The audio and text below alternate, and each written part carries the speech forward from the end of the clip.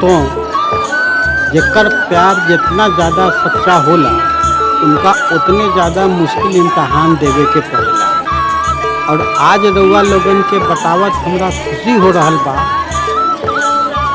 कि विपिन शुक्ला जी के बेटी विनीता और सौरभ शुक्ला जी के बेटा बंटी शुक्ला अपन हर इम्तहान के बखूबी पास कैले बारन। और आज ई दोनों के शादी एवं वरमाला के अवसर पर अपन अपन आशीर्वाद के साथ रउआ लोगन उपस्थित भइल बानी। तो आई हम सब होखे वाला दूल्हा दुल्हन के स्वागत करें।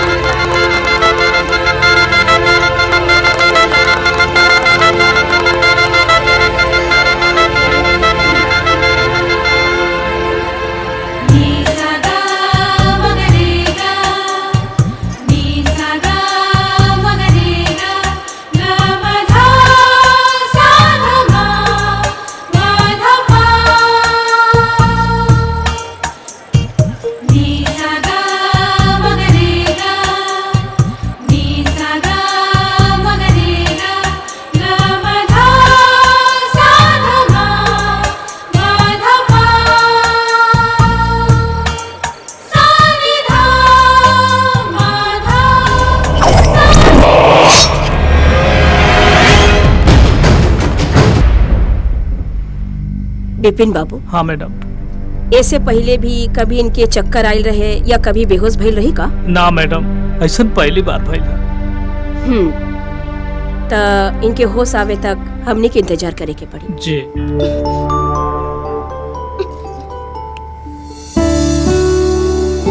अरे आप उठने की कोशिश मत कीजिए, आप चक्कर खा के गिर गई थी इसलिए आपको यहाँ लाया गया है। चक्कर? हाँ। कैसन चक्कर? हम तो एकदम ठीक बानी। हाँ हाँ ठीक। ओकरा बावजूद भी हमरा के हॉस्पिटल में लेके आयल बानी। हम कहाँ बानी डॉक्टर? मैम आप पटना सिटी हॉस्पिटल में आई हैं। आप घर में चक्कर खाकर गिर गई थी और आप बेहोश हो गई थी मैम। हम बेहोश हो गइल रहनी? Yes ma'am. तो रांची से रेफर करके हमरा के पटना ले आयल गइल बा? Yes ma'am. Miss Vinita, you are not a referred case. Okay? Vinita? I am not Vinita. I am Ritika. I am Ritika Thakur. I am all right. हम एकदम ठीक बानी। हमरा के जाय दी, नहीं तो हमारे पिताजी सुरेंद्र ठाकुर हमारी सब के हमरा से दूर कर दी है। प्लीज हमरा के जाय दी। मैं आई? यस डॉक्टर, प्लीज हमरा के जाय दी। No miss Vinita, you are not all right. Nurse, इन्हें इंजेक्शन विलियम 5 ml दे दो। इन्हें नींद की सख्त जरूरत है। नहीं। And please stop all the medication and call a psychiatrist. Okay? ना डॉक्टर, हमरा के जाय दी।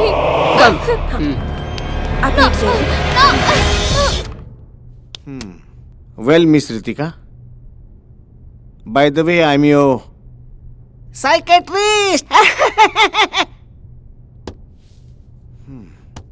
मेडिकल रिपोर्ट के अनुसार miss Ritika you are physically fit and fine. Come on get up come on. तुम एक स्वस्थ और सुलझी हुई लड़की हो।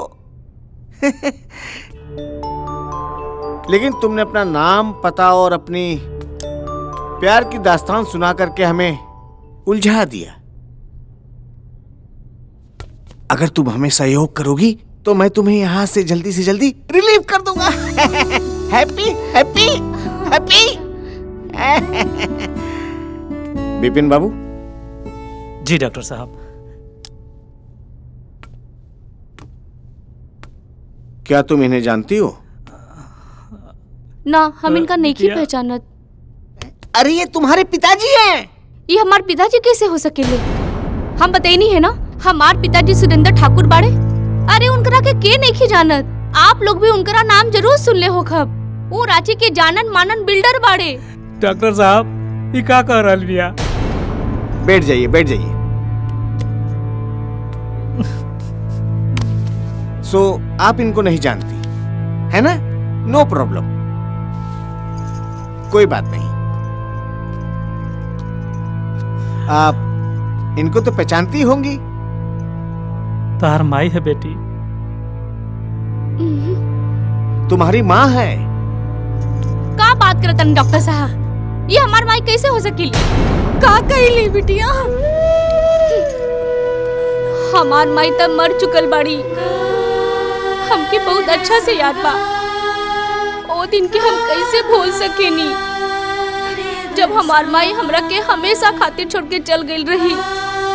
आग से लिपटर छटपटात ओकर चीख ओकर पुकार हम कैसे भूल सकेनी। आज की ताजा खबर, नामी ठेकेदार की पत्नी जल मरी।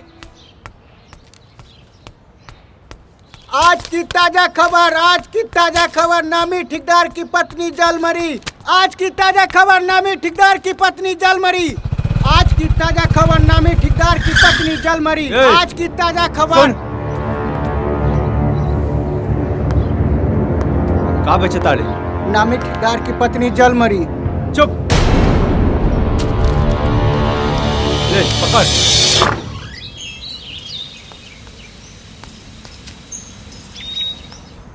कहाँ बानी वकील साहब, कोर्ट के टाइम होता। पप्पा आ गए, पप्पा आ गए, पप्पा आ गए। नाश्ता ना करे के बाद 10 बज गई, बाद में हड़बड़ाए लगा। अरे हमरो मालूम हो कि 10 बज गए है, पर तोरे लाडला के नहलाइल भी तो जरूरी रहे। हमार लाडला ना, ई कहीं की राउर लाडला। हम ना नहा देती। हाँ बाकी रहुआ के तो ये बतावे के बाद कि मम्मी से ज्यादा पापा प्यार करेला। अरे ना ना ना ना, ऐसा कुछ ना हो। तोरा घर के काम करत करत 11 साढ़े 11 बज जाला। यही तो सोचली कि तोहर काम हल्का कर दे, ओसे नहला दे लिया। अरे वाह, इली राउर चाय, इली अखबार। चल बुबो चल चल चल, इनका के तंग मत कर। चल चल चल। अब संभाली रहुआ। चल चाय भी गिरा।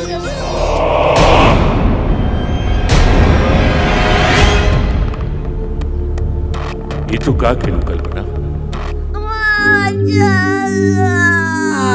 मम्मा चाहिए। चुप हो जा बेटा, चुप हो जा। मम्मा चाहिए। मत रो बेटा, मत रो। मम्मा चाहिए बेटा, मम्मा चाहिए। चुप कर बेटा, चुप कर। चल। का आया? हैं? तेरे को बच्ची ना संभाल सकलू का? रो रो के हलकान हो रही भी हो। बिन माई की बच्ची हा तो का करे मालिक, रोई न तो का करे। ले जाके चॉकलेट वाला दूध पियावे करा के। को बच्ची ना संभाल सके। जी मालिक। इंस्पेक्टर साहब, ठेकेदार साहब रहुआ के 1 लाख रुपया गिफ्ट के तौर पर देवे के कहले रहले। हाँ, एकरा के रख ली। अरे नहीं नहीं, एकर कोनो जरूरत नहीं छले। रख तो ली। और सुरेंद्र ठाकुर जी के हम तो अपन देवता समान माने छिए। वो तो सबके देवता बाड़न।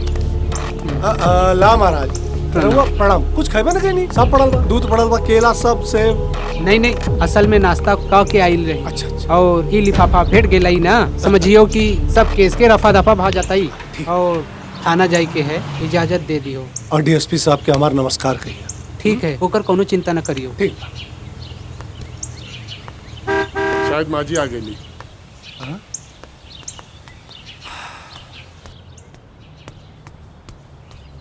ठेकेदार साहब, सगरो अखबार खरीदा गई। अब रहुआ बताई अखबार के का करे के बाद। सुरेंद्र ठाकुर कोनो सोई नहीं खे, जीवन की धागा छोड़त चली। करे का बा? आग लगा दे अखबार में। कोनो सबूत बचे के ना चाहिए। सुरेंद्र ठाकुर, तू कितना सबूत पर सबूत मिटा देबा, लेकिन हम तहरा के छोड़ब ना। तू कल्पना के करोड़ों के इंश्योरेंस के पैसा लेबे चाहता रहा, लेकिन तुम्हारी मुराद हम पूरा ना होके दे। अरे तू तो हत्यारा हुआ, हत्यारा। बुढ़िया, तू होश में तो बाड़ू। तोरा मालूम बा तू क्या से बात करता है? पागल बाड़ा का, तू बीच में मत बोल। अरे सासू माँ हमार तनी गुस्सा में बाड़ी, गोड़ लगा तनी।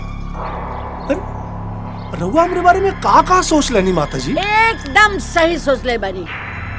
कल्पना के हाथ के लिखल चिट्ठी हमरा लगे पड़ल बा, ओ में तहरा बदलल व्यवहार के खुला चिट्ठा लिखल बा। हम तहरा के छोड़म ना। हमार नाम दुर्गा है, दुर्गा। अरे हम तहरा के सजा दिला के रहब। अरे गुस्सा थूक दी। चलिए अंदर चल के चाय में पी चली। अरे छी, हम तहरा यहाँ चाय नहीं पियाए। अरे हम तो तहरा यहाँ थूकल भी ना जरूरी समझब। छी, बहुत गुस्सा में बात।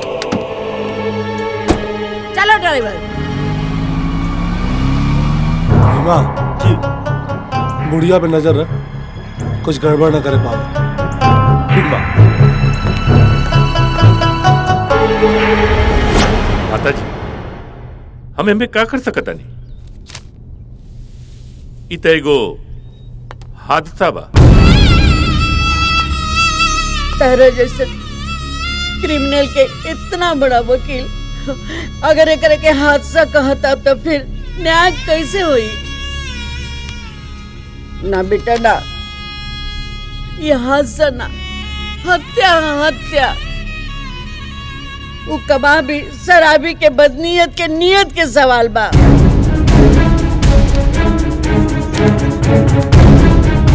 तारा याद हुई बेटा कि कॉलेज के दिन में तू कल्पना से प्यार करत रहला।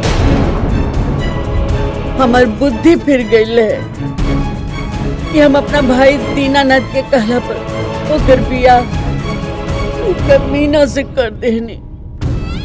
बियाह के बाद एक दिन भी सुख से ना जियली। बात बात पर ओकरा के गाली गलौज मारपीट और टॉर्चर करत रहे और ऐसन कोनो अत्याचार ना रहे जो हमरा बेटी पर ना करत रहे। बेटा तोहरा उहे प्यार के कसम बा कि ओकरा के कड़ी से कड़ी सजा दिलावा। हमरा लगे ओकर हाथ के लिखल चिट्ठी बा। हम चाहते नहीं कि तू बस ई केस अपना हाथ में ले ला। तारा हमरा मरल कल्पना के आत्मा के कसम बेटा, तब भी हमके शांति मिली।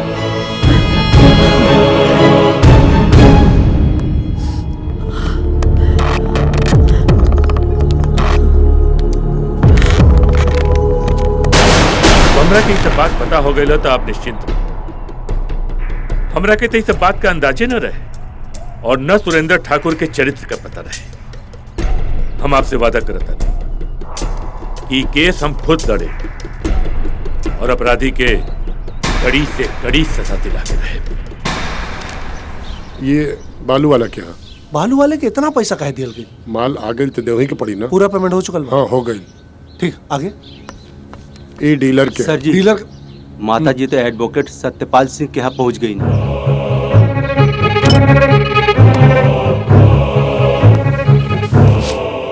माता जी तो कुल कैल करावल पे पानी फेरती है। तका भइल पुलिस तो राहुल पंजे में ही बा। गिरधारी पुलिस तो पंजा में बा। एसपी डीएसपी आईजी डीआईजी सब हमारा हाथ के नीचे बा। लेकिन ये सत्यपाल बड़ क्रिमिनल वकील है। एकरा से हमरा के खुद बात करे की पड़ी।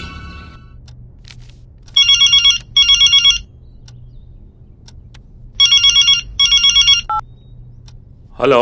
हाँ वकील साहब, हम सुरेंद्र ठाकुर बिल्डर बोल रहल बानी। अरे सब का सुन रहल बानी? हम का सुन रहल बानी? रउआ हादसा के हत्या बनावे के ठान लेले बानी।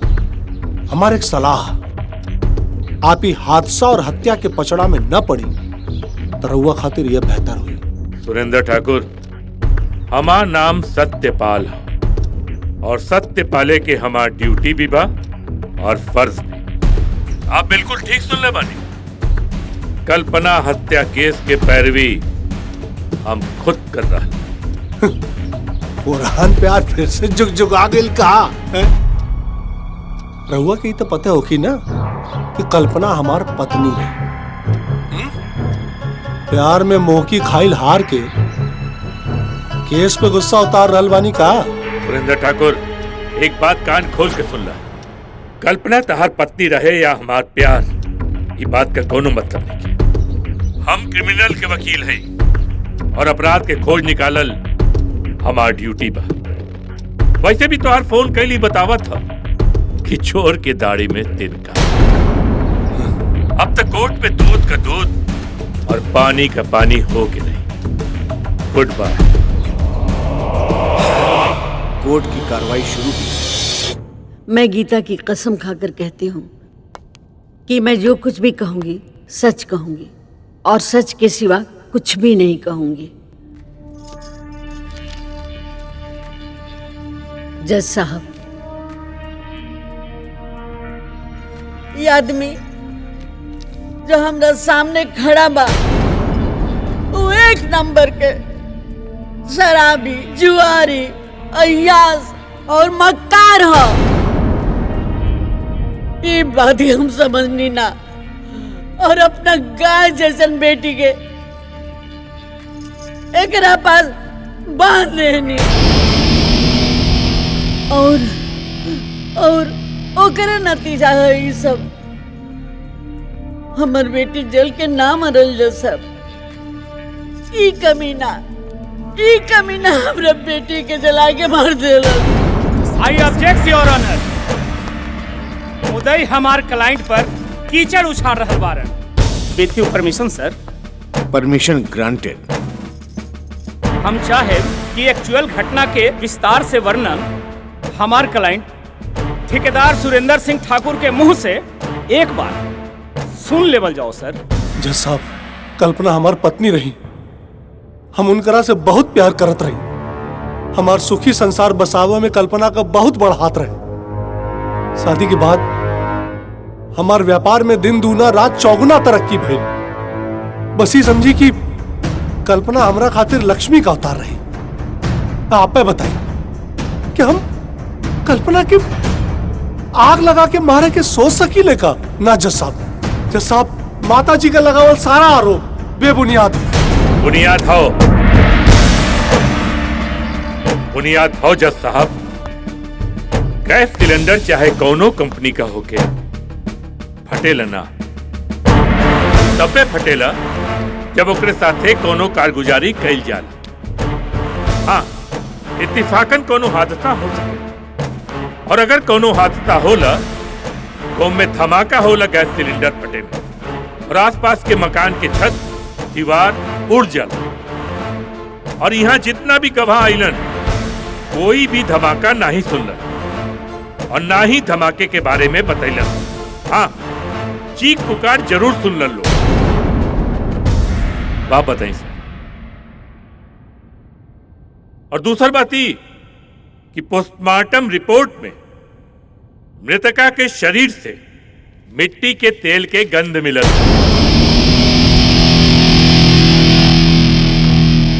ये रही रिपोर्ट। अरे जज साहब, दरअसल कल्पना उस दिन स्टोव पे खाना बनावत रही। अच्छा, तो स्टोव भी बड़े शांति से बिना धमाका के फट गई। Order order order. Now the picture is very clear sir. ना तो गैस सिलेंडर फटल रहे और ना ही कोई स्टोव। दरअसल इनके पत्नी के नामे एगो 3 करोड़ का पॉलिसी रहे छे की उनकरा के मार के हड़पे के चाहत वाला, और साथे साथे गैस सिलेंडर के कंपनी पर दावा करके वो भी रकम इकट्ठे के चाहत वाला, और साथे साथे अपने बीबी से छुटकारा भी पा लिया, जैसन की माँ जी का कहना। That's all. सारे पक्ष विपक्ष के वकील एवं गवाहों के बयानात सुनने के बाद यह अदालत इस नतीजे पर पहुंची है कि ठेकेदार सुरेंद्र ठाकुर को गुनहगार मानती है एवं दफा 302 के तहत उम्र कैद की बामुशक्कत सजा सुनाती है।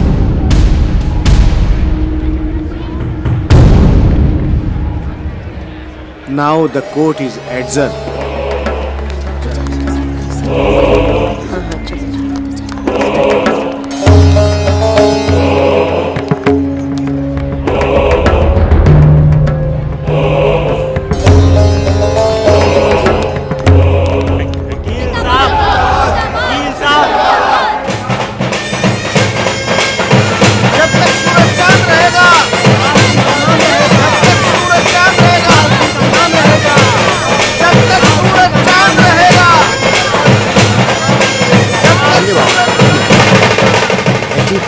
विधायक जी, अरे 2020 से ना रउआ समझी कि 2025 पक्का बा।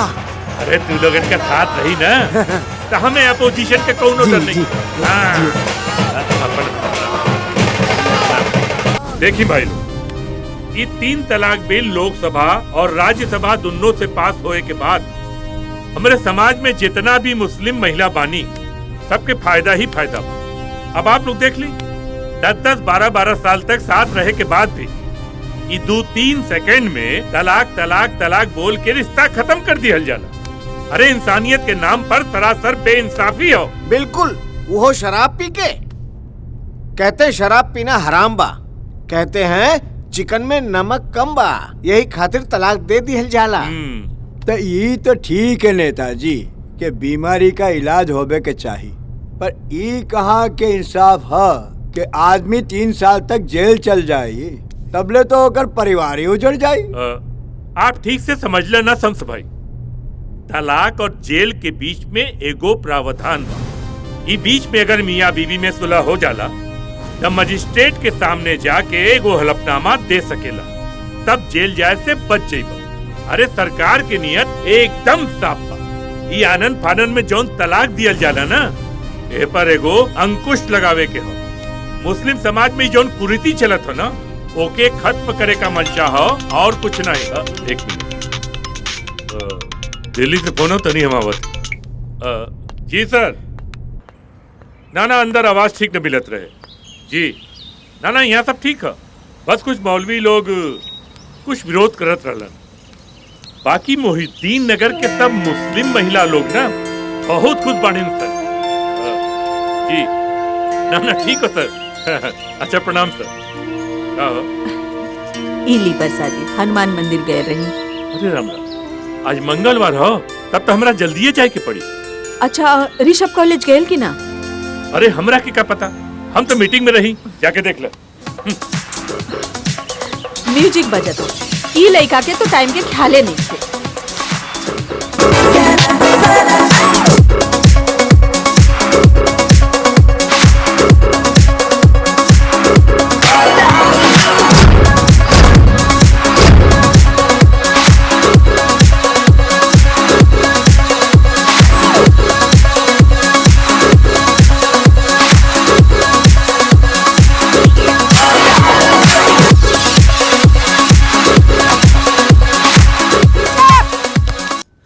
डांस प्रैक्टिस करते रहे कि कॉलेज जेबे पूरा 11 बज गए, लास्ट क्लास ना बा का? प्रैक्टिस में टाइम के ध्यान ना रहे। 11:40 के क्लास है हमार, अब तुरंते जाए के पड़ी। अच्छा हम तोहर नाश्ता लगा ना माई उहे कैंटीन में खा रहे अब। अच्छा रुक ई ले प्रसादी ले। हमार प्यारी माई देखा किताब यहीं छोड़ देलस।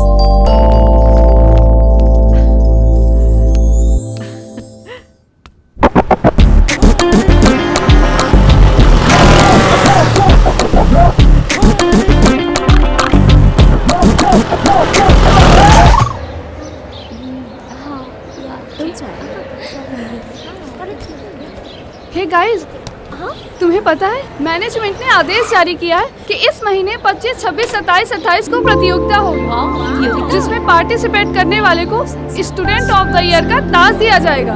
वो तो ठीक बा, पर रितिका के बगैर ये संभव नहीं के। अरे लेकिन वो बाड़ी कहाँ?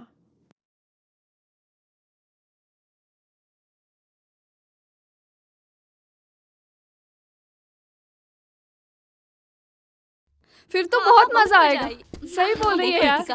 हाय रीमा, हाय। आज फिर तू लेट कर दुलू ना, कितना बजल मालूम है? सॉरी यार, इतना ट्रैफिक रहे कि का बताई। अच्छा छोड़ा, इस साल के कंपटीशन के अनाउंसमेंट हो गइल बा, जेमे हम सब भाग लेता नहीं, और तो के ओमे लीडरशिप एक्सेप्ट करे बा। ओके वो सब तो ठीक बा, लेकिन अगर तोहलो के साथ रही तो मिलावा जहाज। जरूर आवा जा। रोकी भाई, स्टूडेंट ऑफ द ईयर के कंपटीशन होके वाला बा, और ई कंपटीशन में हमनी भाग लेम कि ना? ससुर हम भाग ले खातिर कॉलेज में पढ़िला, हम तो पढ़िला लइकन के भाग बदले खातिर। का भाग? अरे क्या बात कर रही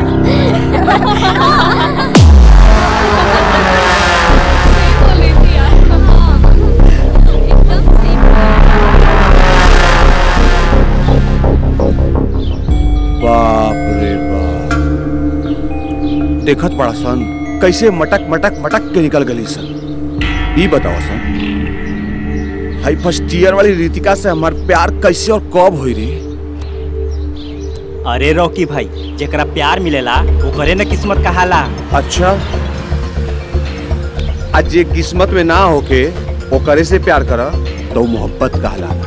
अरे रॉकी भाई तोरा रितिका से मोहब्बत बा मोहब्बत। अच्छा मोहब्बत बा मोहब्बत हैं? हाँ। तो प्यार की से बा? अरे प्यार मोहब्बत दोनों एक ही बा हो। चलो सर।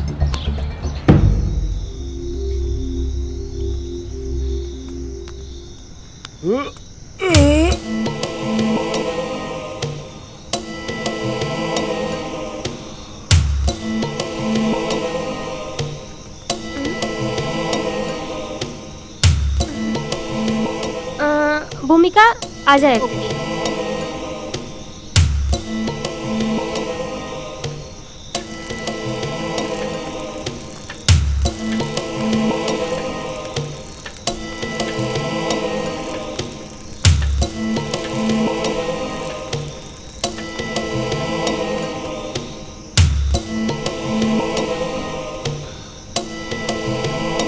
एगो बात कही, कहा था कपड़वा ठीक करे में मदद कर दी। सच बहुत मजा आई।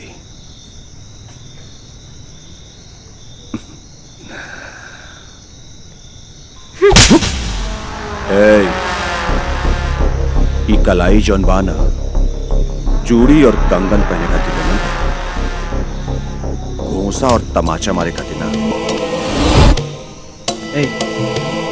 जिम करे के ई मतलब ना हो कि केहू पे हाथ उठा दे। बाय द वे ऋषभ हमार नाम। ऋषभ कौन ऋतिक रोशन ना। ठीक है ऋतिक रोशन ना हो, अभी कॉलेज में नहीं भी है। ई बारे रॉकी हेलो जान जाए पो। हाँ मुझसे दोस्ती करोगी? अरे काहे की दोस्ती, कहो ना प्यार है। असल में रॉकी भैया आपके दीवाने हैं। अच्छा आप मुझे अच्छे लगने लगे। मैं प्रेम की दीवानी नहीं हूँ और तोनी के इतना गुमान बा अपन मर्दानगी पे ना, तो एकर फैसला जल्दी हो जाए स्टूडेंट ऑफ द ईयर के कंपटीशन में। समझ में आई मिस्टर ऋतिक रोशन और ऋषभ, ये हमार चैलेंज बा।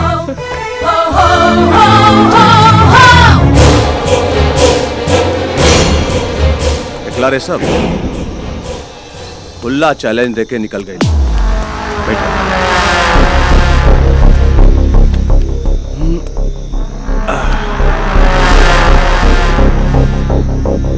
नारियल देखला कैसन होता, सख्त ऊपर से, पर ओकरा के छिलला तोड़ला पर का होला नरम मुलायम। लेकिन देख हम सीधा सीधा बात जानेंगे। हमरा के होकर थप्पड़ के जवाब देवे के पड़ी। प्यार से पटा के। ठीक बा। कॉलेज में तो हमनी के बदनामी के मेडल लेके घूमते बानी। ई तू करिया प्यार और पटावे वाला काम। और हाँ, पटला के बाद मिल बांट के, ये हमार फैसला बा। ठीक है, तोहार फैसला और ओकर चैलेंज दोनों कबूल बा। ठाकुर साहब, ई इंजीनियर रस्तोगी के बनावल हमार बनवावल डबल स्टोरी बा। बिल्डिंग के लेआउट प्लान है, तनी के देख ली।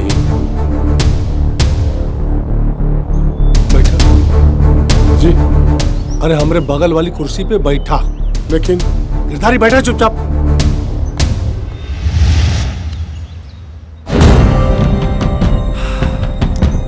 गिरधारी तोहरा के पता है, जब सतयुग में रामचंद्र जी के 14 साल का वनवास भयल तो उनका राज के संभालने भारत। राजगद्दी पे रामचंद्र जी का खड़ाऊ रख के और अपने अलगा बैठ के भारत राज चला। और आज ये कलयुग में हमारा बिजनेस के दिन दुगना रात चौगुना तरक्की तोहरा वजह से भइल। जब हम 14 साल जेल में रहने, यहां तक कि हमरा बेटी रितिका के पता तक ना चला कि हम जेल में बानी। सबके ये लगल कि हम विदेश गए बानी। जब आज तोहरा वजह से हमारे बिजनेस इतना तरक्की कर गई, तो आज हमरा से कहता रहा कि हम बिल्डिंग का प्लान देख ली ना। हम काहे देखी? जब यहां तक बिजनेस की तू लेके आयल बाड़ा, तब तू ही संभाला। हमरा के बस ये बतावा कि साइन कहाँ करेंगे? मालिक रहुआ तो धन्य है, धन्य है मालिक। हम तो ढेर सारा शॉपिंग करब आया बाकी से भाई। कौनो चीज का टेंशन नहीं। हम आई। हमरा के बस बताओ Ready, कि जैसे I'm ready. बिटिया आई। ओह, लुकिंग सो क्यूट। हाँ मैनेजर साहब जी, हम रितु के साथ मार्केट जा रहे बानी। दरअसल इनके कॉलेज में कंपटीशन बा और हमरा के इनकर फरमाइश पूरा करेंगे। हाँ? आप चेक रेडी रखी, हम आके साइन करें। ठीक है? ठीक है। आया माँ, तू साथ चला। रितु खाते ठीक रही। हाँ चलो ना।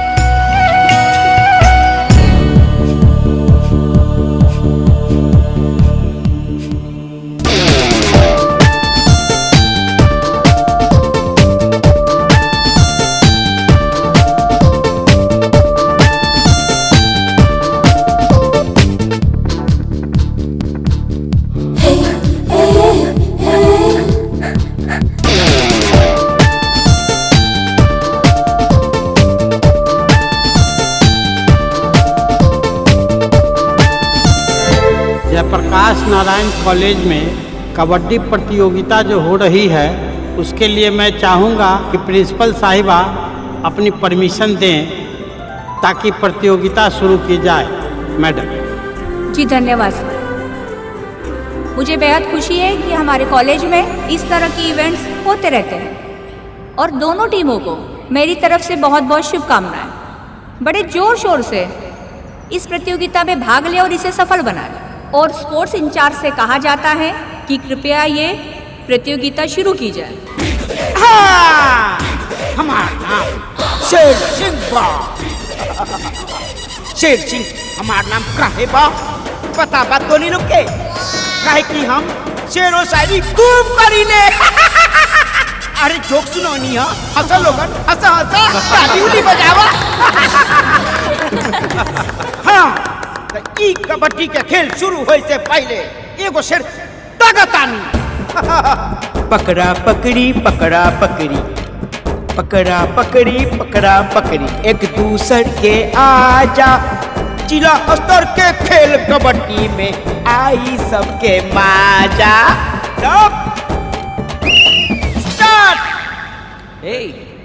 जाना भी चलो चलो पकड़ लिया चोरिया मार।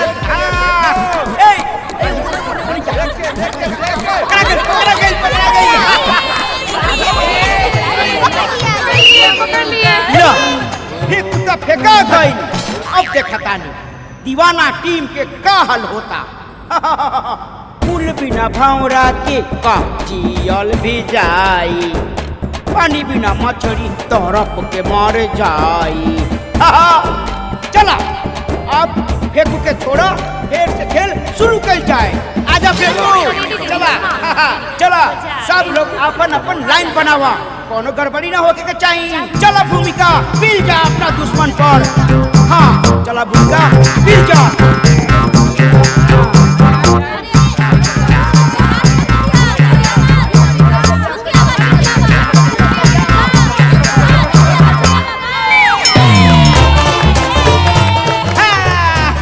अभी हाल बा दीवाना टीम 2 पॉइंट से पीछे बा।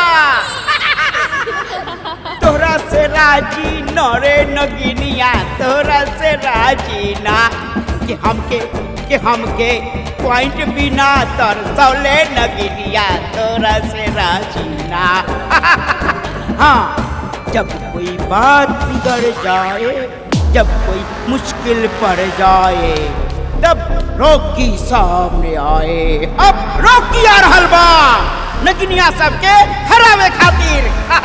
जा रॉकी घुस जा नगिनिया सबके टीम में, छोड़िया मत।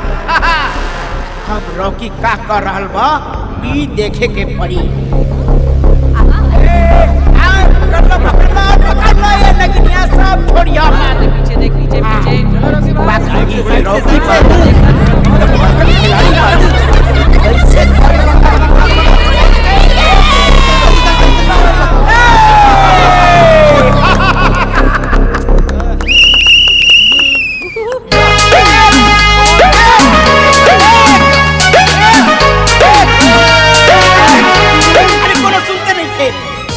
टीम के 1 पॉइंट। 1 पॉइंट।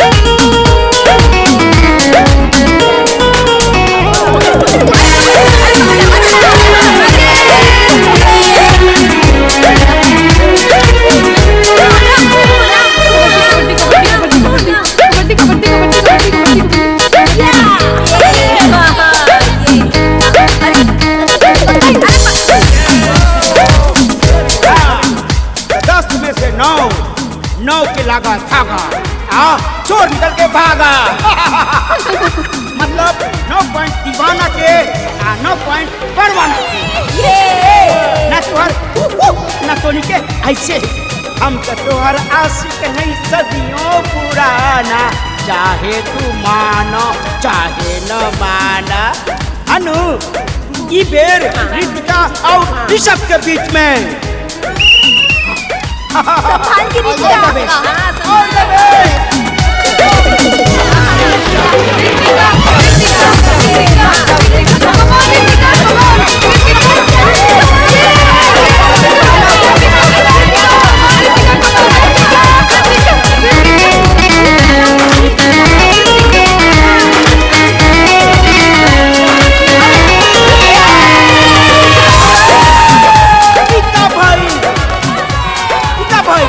कनकी मारनी हो कनकी मारला का ये उधर कनकी मारती तू हाथी बा पिटिया बस अबला अबला न बूझ रे अबला न बूझ रे आइल नया जमाना सोच भाई सोच रे सोच भाई सोच रे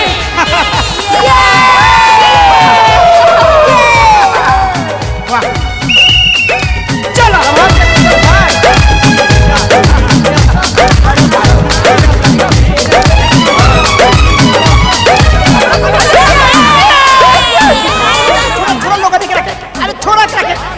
छोड़ो अरे हमरा के भी छोड़ो अरे हमरा के तो छोड़ो अरे बाप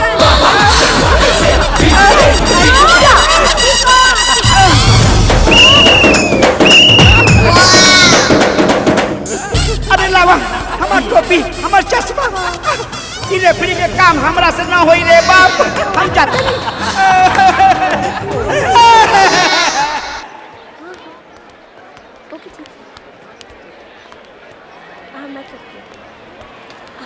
क्लास में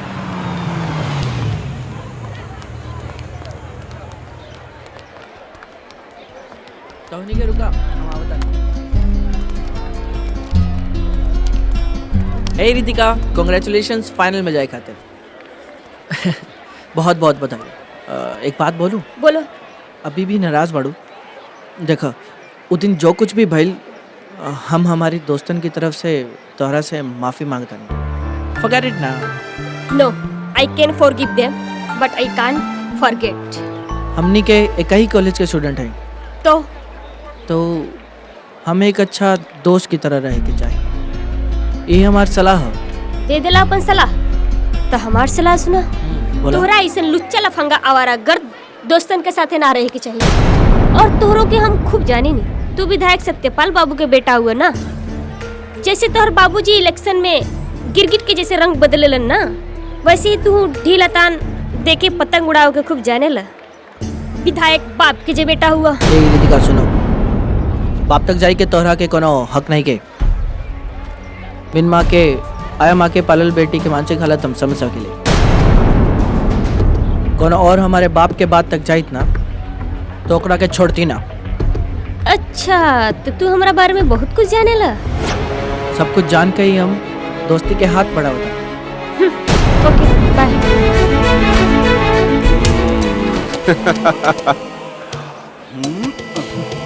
देखला रिशु ये लड़की का गुरूर आए सरफरी लेके ऐसे ना माने तो कैसे कुछ न कुछ उपाय करे के पड़ी अरे रॉकी भाई इतना उतावला काहे के होत बाड़ा अरे ये पटी भी या बटी भी अरे अभी फाइनल राउंड तो बाकी है बा अब हम अपने कार्यक्रम की तरफ बढ़ते हैं इस युगल गीत प्रतियोगिता में दोनों पक्षों की भागीदारी बराबर की रही हमारा अगला राउंड है सोलो डांस राउंड तो हमारे सामने आ रही हैं miss Ritika give a big hand जोरदार तालियों से इनकी स्वागत की जाए।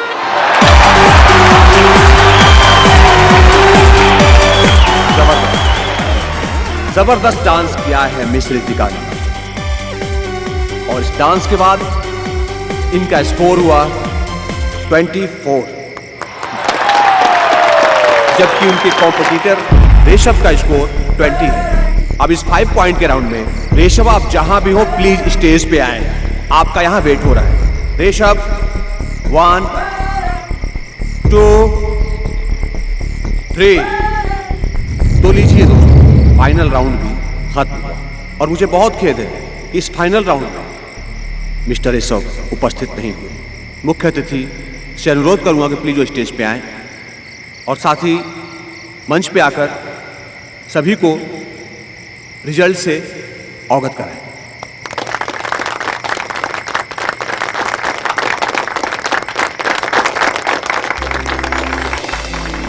अब मैं चाहूंगा कि मुख्य अतिथि के साथ हमारी प्रिंसिपल महोदया भी साथ में आए। आइए please give a big hand, जोरदार तालियों से स्वागत किया जाए। मैम। जी शुक्रिया। जी धन्यवाद। अब मैं चाहूंगी कि ये घोषणा मुख्य अतिथि महोदय अपने स्वयं मुख से करें। Thank you.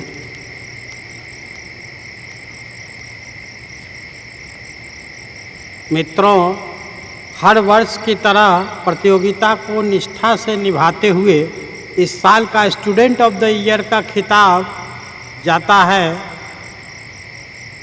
मिस रितिका को।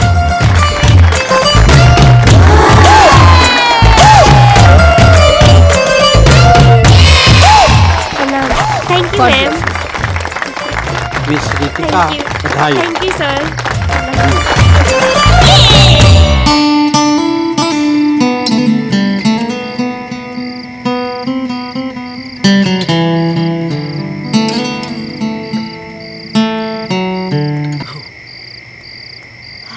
Congratulations for this crown and especially for this trophy, Miss Student of the Year.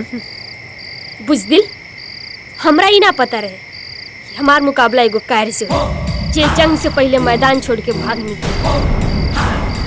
तोहरा अपना हार के इतना ही डर रहे तो फिर रितिका ठाकुर से पंगा कहीं लेला।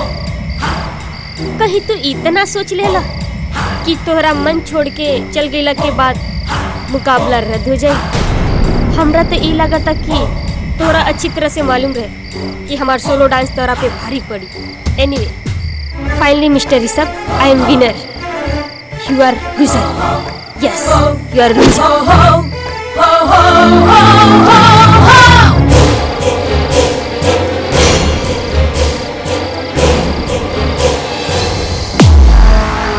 देख लेना अपन त्याग और बलिदान के फल। जो लड़की के तुम्हारे सामने हाथ जोड़ के एहसान माने के चाहिए, वो भला और बुरा काके निकल गई।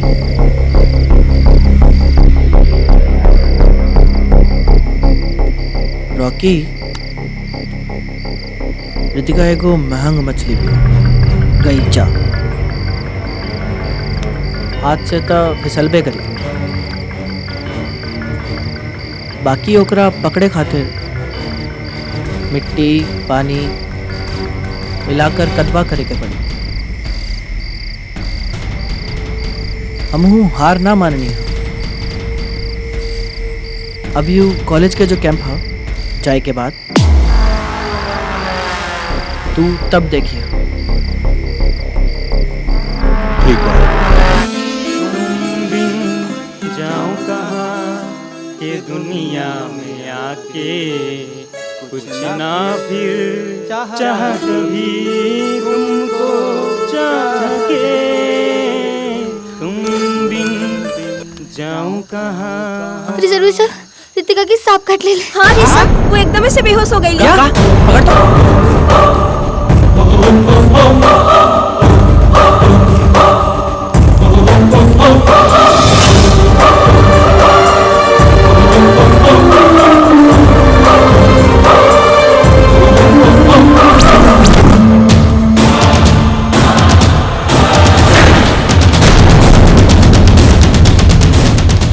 ठीक है,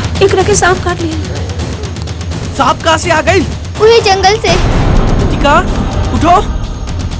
पता नहीं रितिका को क्या हो गया। पूनम मेक श्योर तुम इससे बात करो। देखना सोई नहीं। प्लीज उठो। बात करो फेंको। रितिका उठो। तू खाता है ना खैनी? तेरा खैनी दे। एक मिनट मत करो जल्दी प्लीज। दे। ये लो खैनी। प्लीज उठो ना रितिका।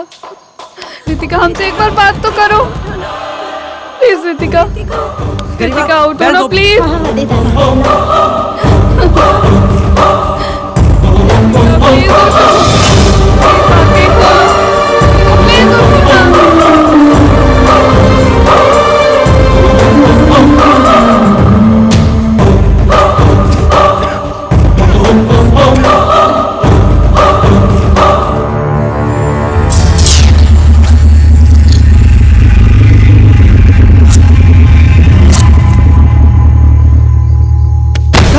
ऋषभ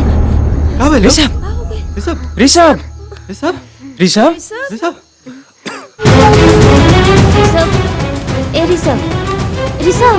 हे ऋषभ कुछ बोला ना। हे ऋषभ कुछ तो बोला। ऋषभ बोला ना ऋषभ।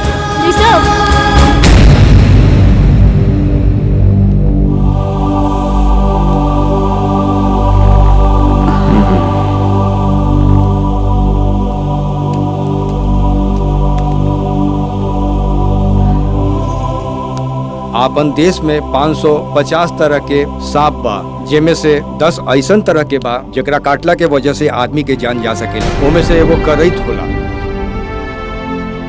वो बचिया के तो जान बचिए गइल बा ऋषभ के होशियारी के वजह से, और वह विष के वजह से ऋषभ भी बेहोश हो गइल बा। खतरा के कोनो बात नहीं खे। खतरा से बाहर बारे ऋषभ, और हम दवाई सब दे दिले बानी। कुछ दिन आराम करी है तो ठीक हो जाइए।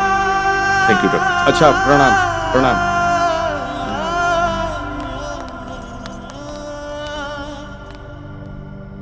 ऋषभ बेटा अरे अब खतरा टल गए एकदम। ठीक हो? अरे हमरा के फक्र बा तू केहू के जान बचौला बेटा। अब तू आराम कर। हम तो नहीं विधानसभा से हो गया है। ठीक देखा।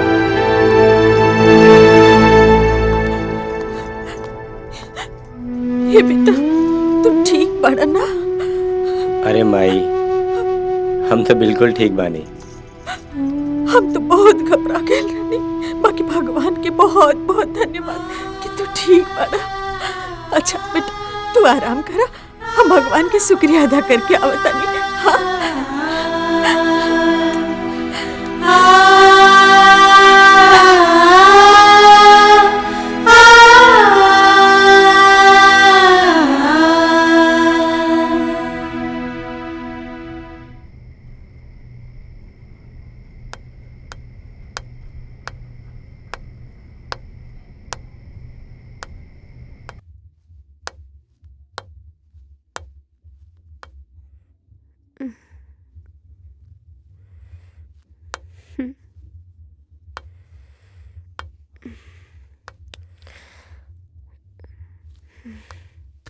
ऋषभ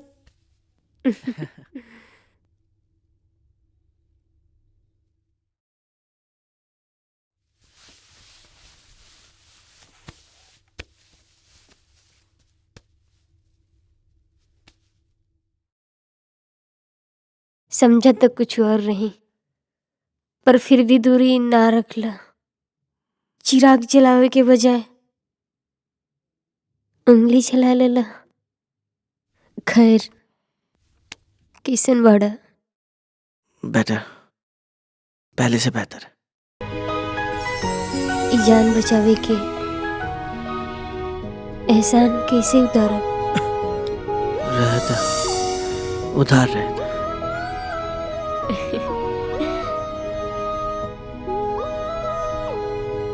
उधार रखे वाला के लोग कहेला कि केहू भुला ना पावेला।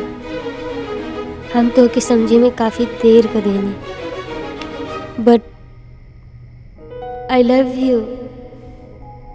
I really love you.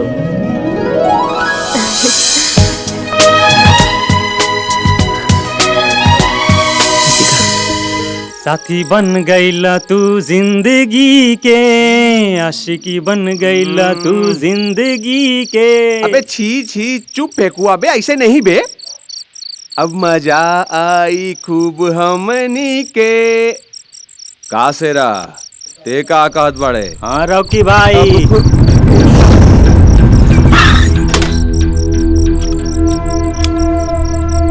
का हो ऋषु, ये अखिया चुरा के कहाँ जात बाड़ा? ये हॉस्टल में हमारा दोस्त बा, ये किताब लौटा देगा। अरे लौट जाई लौट जाई। हमनी के अमानत कब लौटाई बा? अमानत कैसे न माना? वाह, अभी यो कुल बतावे के पड़ी। अरे वो है रितिका, कहिया लेके आवत बड़ा? आ कहाँ लेके आईबा? दरिया किनारे कि पहाड़ी वाला बंगला पर? एक बात कहीं यार, अब बर्दाश्त नहीं किया होत। रॉकी मेरे भाई, रितिका एक अच्छी लड़की भी है। अरे हाँ, कब कहता नहीं खराब लड़की भी है। हमार कहे का मतलब ये बात। ओके लेट्स मेक इट क्लियर। ठीक बा कि रितिका के पीछे तू सब लगाईला हमरा, और हम दिलो जान से ओकरा पीछे भी लग गई नहीं। हम ओकरा के चाहे के नाटक करते करते हम ओके सचमुच चाहे लगनी। अब तू ही बतावा कि हम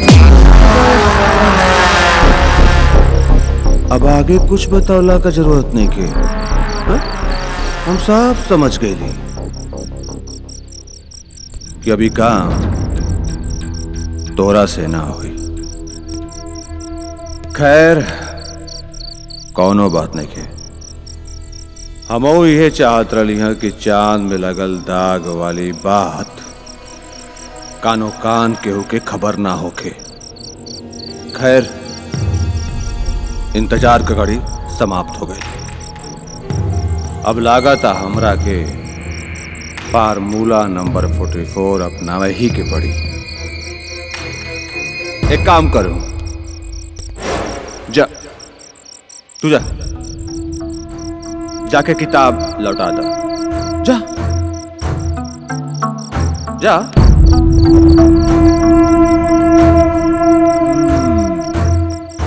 अब मजा आई अब मजा आई।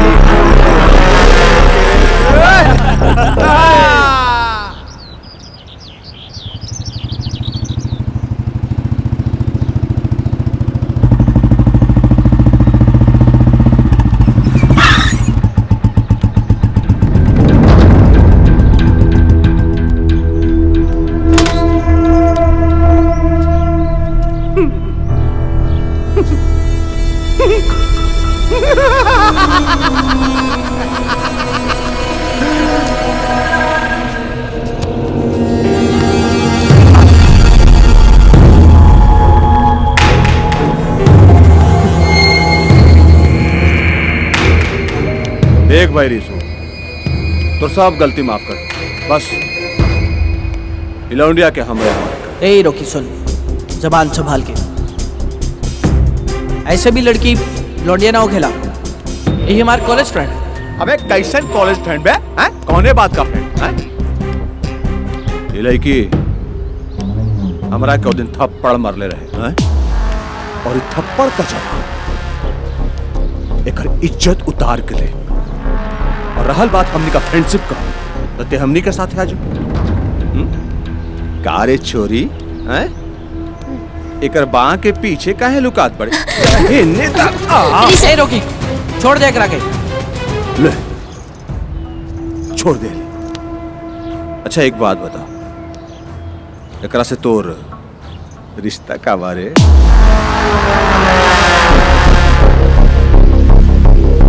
का रिश्ता बा तोहार? बताबो हमार दोस्त। अरे चुप का है बड़े, बोल का रिश्ता बा? तू सब जाने के चाहता रहा ना, ये हमार के लगतिया? तो सुन, ये हमार प्यार है, चाहत है, और हमनी के एक दूसरे से मोहब्बत है। और रहल बात रिश्ता के, तरुक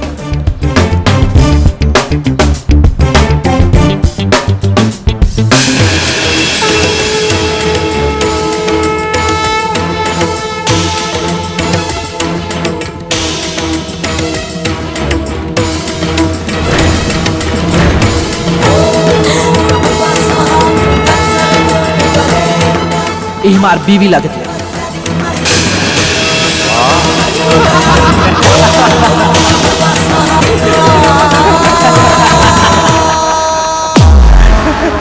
का बात, न बाजा न गाजा न बराती न मंडप, बिन फेरे हम तेरे।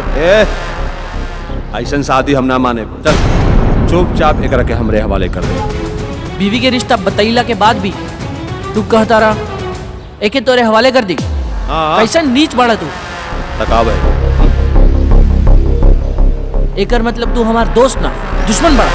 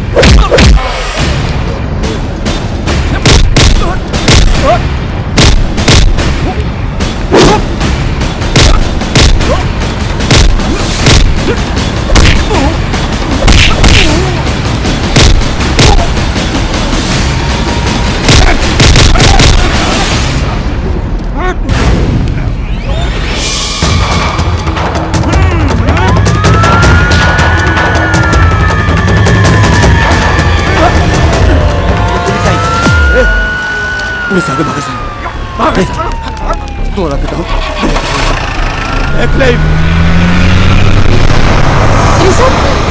तू ठीक बाड़ा ना?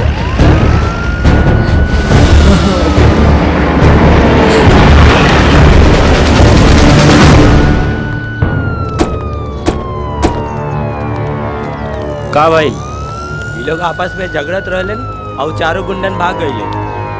के रहले चारों? हमार कॉलेज के दोस्त कहने गले और उधर शर्मा जी। जी सर। बहुत दूर ना गए हैं कुल, पकड़ के उन्हें जहाँ भी हो तुरंत लेके आओ। जी सर। और आप दोनों लोगों के टाउन थाना चले के पड़ी। लेकिन सर देखिए ऐसा कोनो भी तरह के वारदात होला ना वकरा खातिर थाना जाए के पड़ेला। चली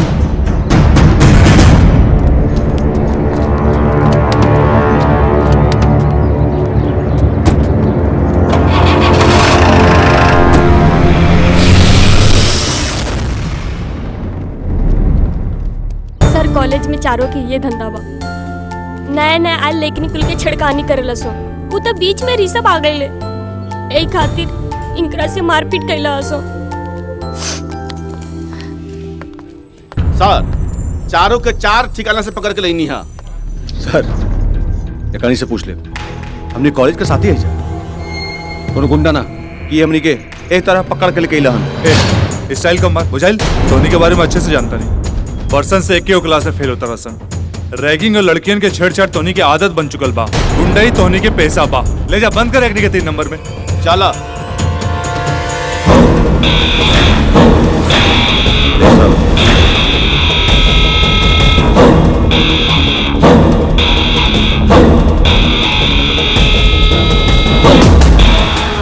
तोर दोस्ती में ही बेईमानी हमरा के याद रही।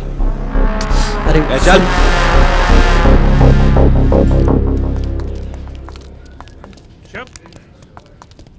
ऋषभ, अरे का भइल? अरे तोरा सिर से खून बहता। ये करी मत भइल कि विधायक सत्यपाल सिंह के लड़का पर हाथ उठौलत। ये हो पापा कॉलेज के दोस्तन में आपस में मारपीट हो गई। चुप चुप एकदम चुप। सत्यपाल सिंह के इकलौता लड़का पर हाथ उठ गए और आपसी मामला कहता रे इंस्पेक्टर वो लोगन पर मारपीट और छड़कानी का ऐसा धारा लगावा ना कि बिना बेल के जेल में सड़त रहे सब। और तू हमरे बेटा में ऐसा का देख ले लू है कि बार बार तोरा के ओकरे जरूरत पड़ेला या तू जानबूझ के ही सब ड्रामा क्रिएट करे? You miss problem girl. नहीं पापा।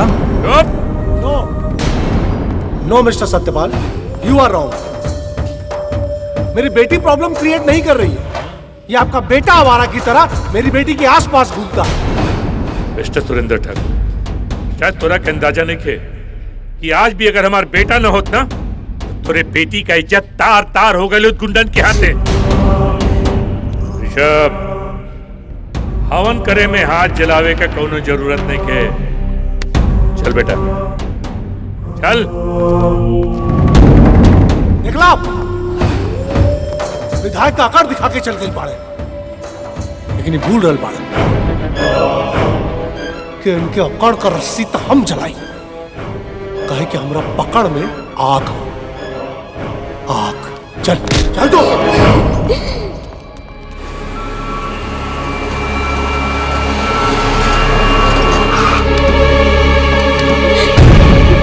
बाहर निकल।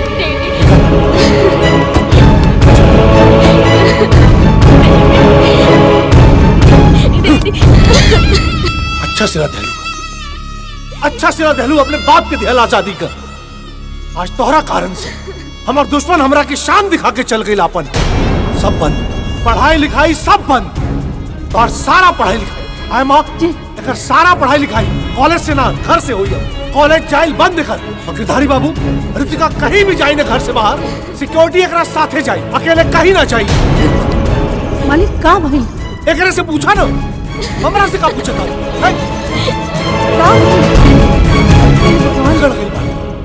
बाप की आजादी के ही सिला दे दी।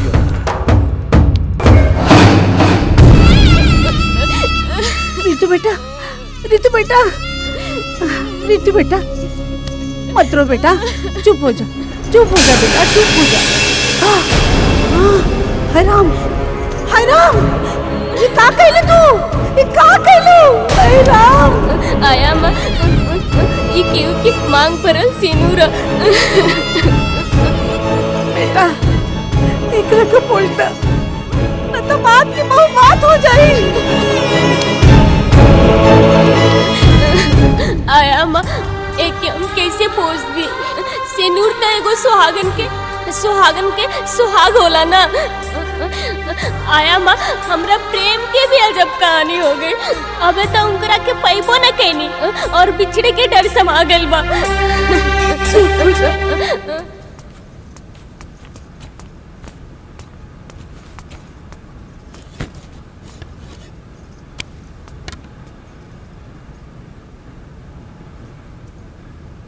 बेटा, ई सुरेंद्र के बेटी रितिका तोरा पर का जादू कैले बिया? रोज रोज ओकर नामी घर में आवता।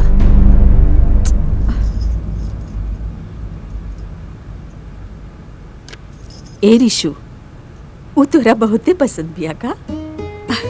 कहाँ माई, जाने तारू फिर भी अनजान बने तारू, हमरा के परेशान कर तारू। अब पूछो तारू, तारा के पसंद बिया का? ए माइक, जवाब जान के भी सवाल कर तारू। टाइम हो गई, हम जाता नहीं। अरे खा के तो जा ना माइक।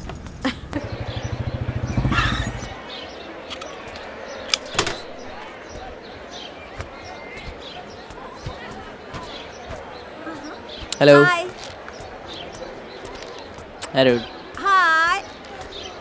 Hello everyone. तूने रितिका के देखला है क्या? पता ना, सुबह से दिखाई ना दे रहा। लगा तो कॉलेज में हुई। अरे क्लासरूम में हुई, देख लो। Thank you.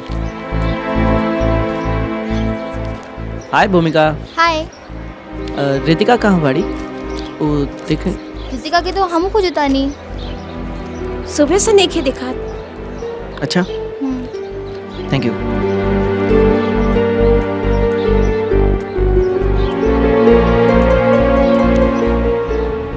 न जाने रूठ के बैठल दिल के चैन कहाँ, केहू मिले तब भेजी अपन सलाम के।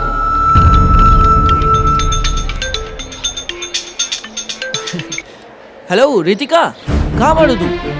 आज कॉलेज काहे ना आइलू? सॉरी ऋषभ, हम कॉलेज ना आ सकेनी और आज का अब कबो ना, काहे कि डैडी हमरा पीछे सिक्योरिटी लगा देले बानी। व्हाट? पर काहे? तहार पढ़ाई के का हुई? घर से ही। काहे सब है? हमरा मना कैला के बाद भी तू आवारा से बात करता? Hello hello Ritika. शिट। नो डैडी, ऋषभ हमारा नहीं खन। वो तो उल्टा ही दो बेर हमार जान बचौले बाने। वो हमसे बहुत मोहब्बत करेलन। बस एक लफ्ज ना, बस जुबान लड़की हमरा से जुबान लड़ाओ तारी है? ए बेटा सुन, एक बात याद रख, सतपाल और सुरेंद्र ठाकुर नदी के वो दो किनारा बाड़े जो कबो नहीं के मिल सकता। बात समझ में आई? कमरा में जो कमरा में।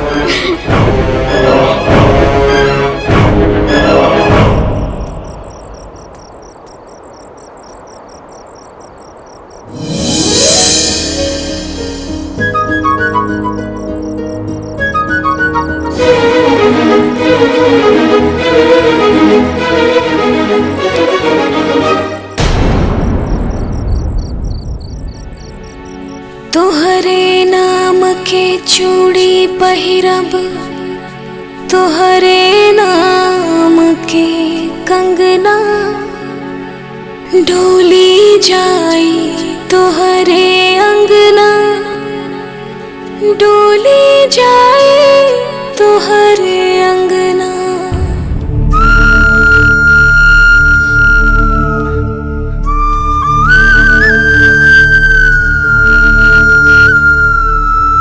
मत रो बेटा, सब ठीक हो जाए।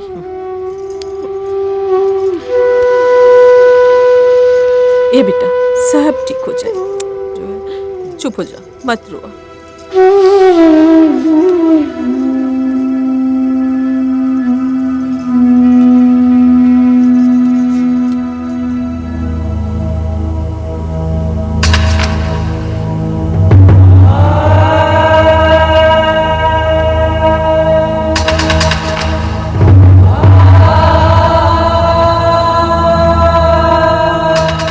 रातों को तो सब्र है उनका, चुपके चुपके रोना है। ऐ आसमान के तारे, तू ही बता मेरा अंजाम क्या होगा।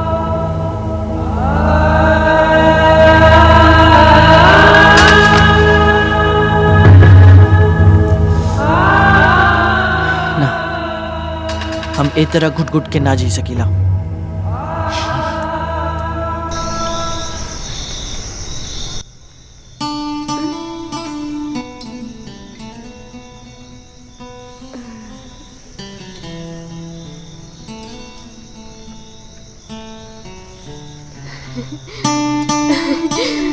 जाना प्लीज।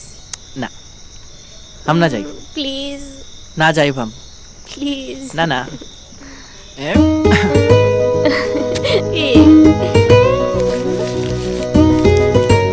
ठीक है, मैं चला जाऊंगा, लेकिन तुम वादा करो कि कल 10 बजे मंदिर पे आके मिलोगी।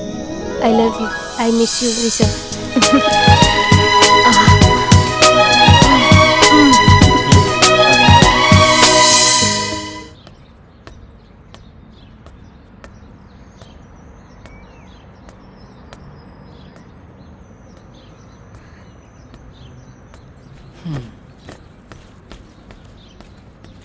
ऋषभ, ऋषभ, अब हम तोरा बिना ना रह सकेंगे। I love you Rishabh, I love you. हम अपना जान पे खेल के वो घर के छोड़ आयल बानी। अब हम वो घर में दोबारा ना जाए। कुछ कर ऋषभ, कुछ कर। रिलैक्स रितिका, ये तू का कहता रो? हम तोहरा के छोड़ दे।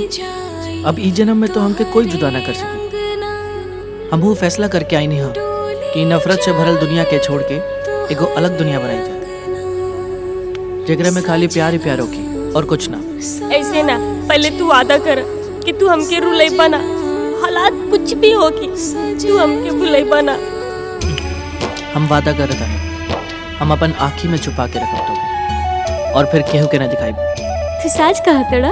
और का चला आवा।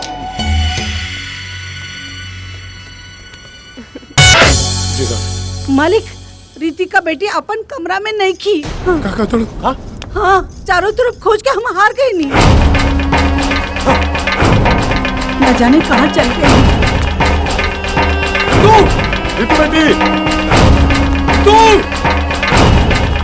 रितु, बेटी रितु कहाँ बड़ो?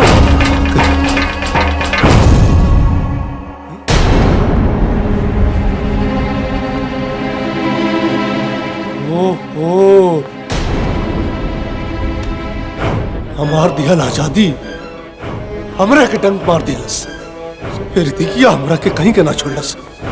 गिरधारी बाबू, जी सरकार, गाड़ी निकलवाई।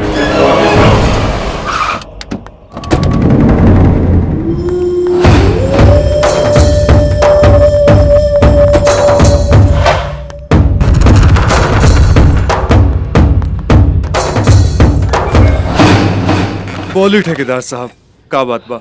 इंस्पेक्टर साहब, हमरा के विधायक सत्यपाल के बेटा ऋषभ के खिलाफ एफआईआर दर्ज करावे के बा। वो कमीना हमार नाबालिग बेटी के किडनैप करके ले गई बा। ऐसा रिपोर्ट लिखी और इतना दफा लगाई कि सत्यपाल नाक रगड़ के मर जाए, लेकिन ओकर बेटा का जमानत ना होके के चाहिए। और हाँ, जितना जल्दी हो सके हमरा बेटी के खोज के लिए, काहे कि ओकरे साथे साथे हमार इज्जत दांव पे लगल बा। और हाँ, हम जल्द से जल्द सत्यपाल के बेटा के सलाखन के पीछे देखल चाहता नहीं। इंस्पेक्टर साहब, रहुआ खातिर इहे गो मौका बा। दिखा दे कि खादी और खाकी में कैसन फर्क होला। हेलो हेलो विधायक जी, हम थाना से इंस्पेक्टर आदित्य मोहन। हाँ इंस्पेक्टर सत्यपाल बोला था नहीं। नमस्कार, बोला। बतावे के रलक है कि आपके बेटा के खिलाफ सुरेंद्र चौधरी एफआईआर दर्ज करा के गई बड़े, और ये एफआईआर उनकर लड़की के किडनैपिंग के मामला के है, और ये मामला नाबालिग लड़की के किडनैपिंग के है। पुलिस के वर्दी के पावर तरुआ के पते बा। एकरा की इंक्वायरी खातिर इंफॉर्मेशन समझे में। हमरा मालूम बा कि तोरे वर्दी में कितना पावर बा, और तोरा के जौन इंक्वायरी करे के होके ना कर ला। हम एक बार कह देनी कि ऋषभ यहाँ नहीं खे तो नहीं खे। हमरा के वर्दी का रौब दिखा बता। हमरा के तू कौड़ी के इंस्पेक्टर केकर फोन रहे कि इतना तमतमाइल बानी? इंस्पेक्टर का फोन रहे। तेरे बेटा का कारनामा सुनावत रहे कि सुरेंद्र के लड़की के लेके भाग गई बा। अच्छा, तब हमार बेटा हो गई। राउर कुछ हो ना, बचपने से कहत रही कि इतना चढ़ाई ना, माई के काम माई के करे दी, बाप करी तो बिगड़िए जाए ना। जाई अब खोजवाई अपन चेला चपाटी से हमार बेटा की।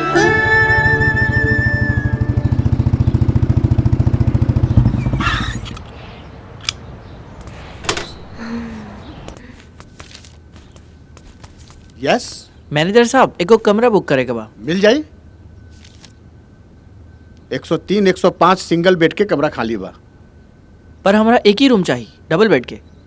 डबल बेड के? ये हमारी पत्नी है। ये तोहार पत्नी है? न मांग में सेनूर, न गला में मंगलसूत्र। सॉरी, ना मिल पाई। लेकिन मैनेजर साहब, सॉरी, ना मिल पाई। लेकिन मैनेजर साहब, सॉरी, आपके बोलनी ना कि ना मिल पाई। इट्स ओके, चलो।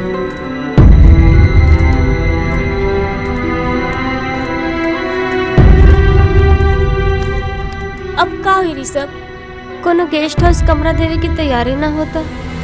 देखा ना, शाम हो जाता। तू घबरा मत, कोनो और ही गेस्ट हाउस के पता करता नहीं। अरे काका, काका, यहाँ आसपास कोनो और ही गेस्ट हाउस बा का? कहे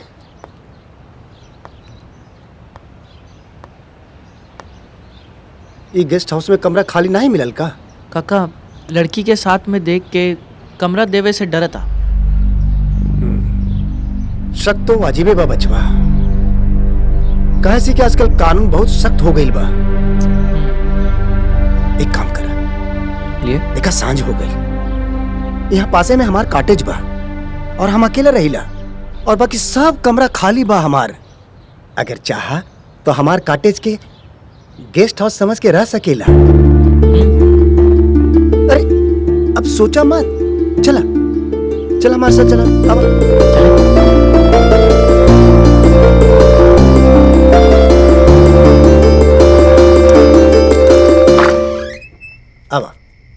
अब अंदर आवा। कैसन लागल बचवा हमार कॉटेज? अच्छा है, बहुत सुंदर बा। अच्छा बा। ये बा राउर कॉटेज, जेकरा के गेस्ट हाउस जैसन बतावत रही। बिल्कुल सही समझला। अच्छा बा, अच्छा। आवा ऐजा आवा आवा आवा।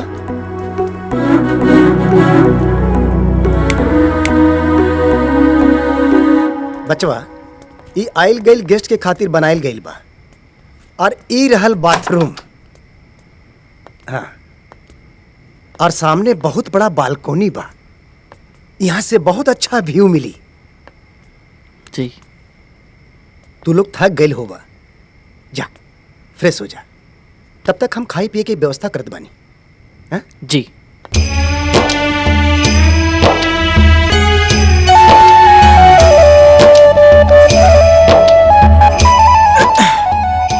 रितिका, का लागता कि भगवान हमने के साथ बाड़े। जबले हम कमर सीधी कर ली तबले तू फ्रेश हो जा। ना पहले तू बोल दिया ना एक बार, जाओ। अरे हमके टाइम लगेगा। कह दिया ना, जाओ। ओके ठीक है, ओके जाओ।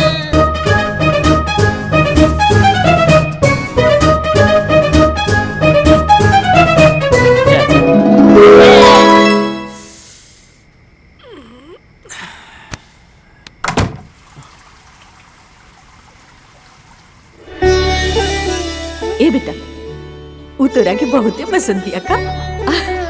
कहाँ माई, जाने तारू फिर भी अनजान बने तारू। अब पूछो तारू तारा के पसंद भी आका।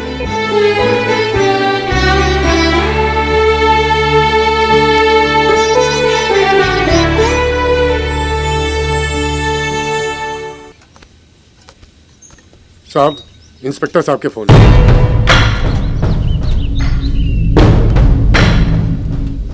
हाँ इंस्पेक्टर, सुरेंद्र ठाकुर बोल रहा बानी। हमरा बेटिया का कुछ पता चला? सगरो इन्फॉर्मेशन चल गई बा। डिपार्टमेंट पूरी हरकत में बा। जैसे ही पता चली खबर मिल जाई। अजीब बात कर रहा बानी रहुआ। 24 घंटा होके जा रहा बा और रहुआ कहता नहीं कि जल्दिया पता चल जाए। अजीब मजाक है। देखी, हमरा पास कोनो जादू के छड़ी नहीं है कि खुमैनी और मुजिम पकड़ा गई। पता लगते आपके खबर मिल जाई। अजीब लोग बाड़े। अरे अब ये लोगन के का पता कि एक बाप के दिल पे का बीत रहल बा। कमीना हमरा बिटिया के साथे कुछ भी कर सकेला। साहब खाना तो खाली ही, रवा चिंता न करी। रितिका बेटी जहाँ भी हुई ठीक ठाक होगी। एगो माई के दिल कहता।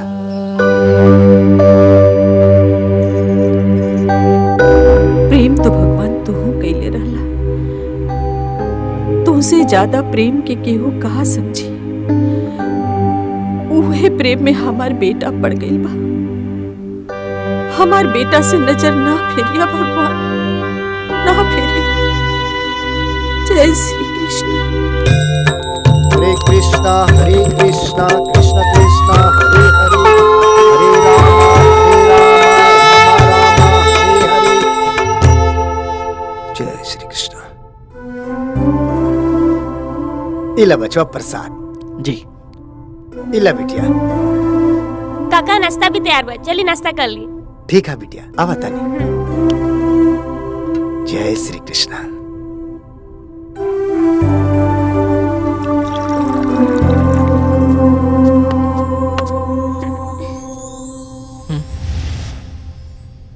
एक मिनट।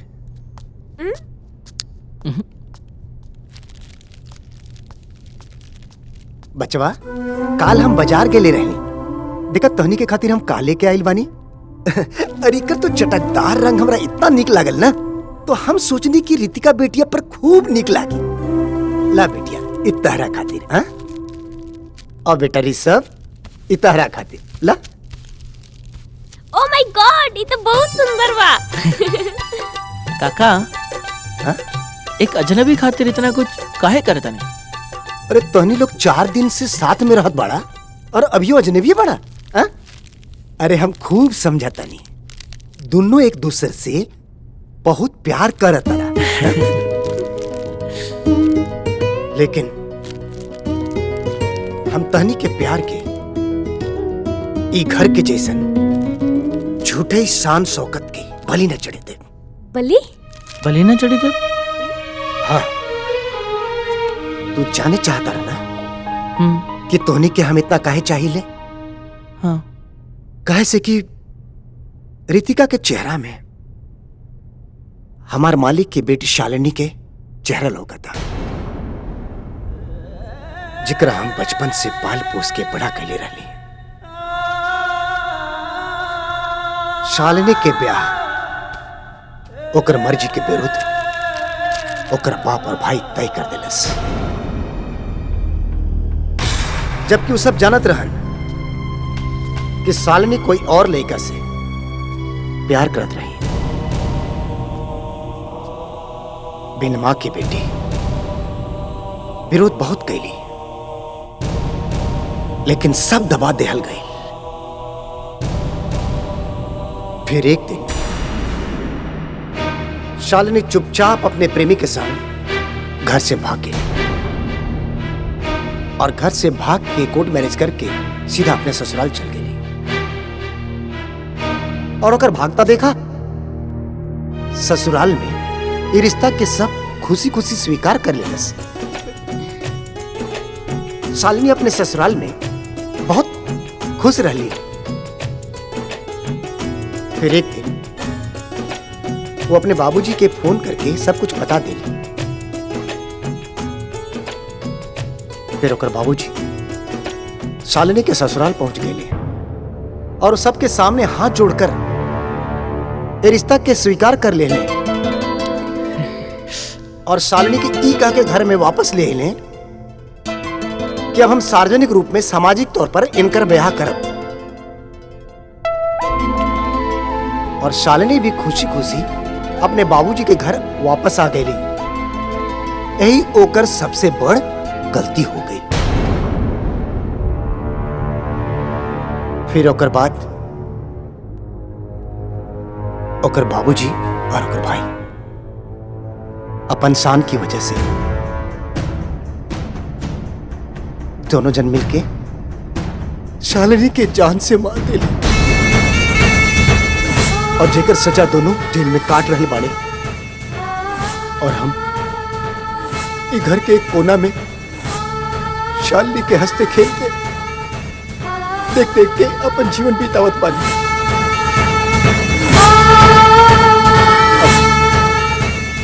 तोहनी के देख के हम आस बन गई बचवा कि अगर तोहनी के शादी करावे में हम सफलता पा गई ना तो समझब कि शालिनी की आत्मा के शांति मिल गई। रहुआ निश्चिंत रही, यही खातिर हम वो नफरत की दुनिया से बहुत दूर निकल आयल बानी। आई नाश्ता करी। हाँ, चलो नाश्ता कर लेते।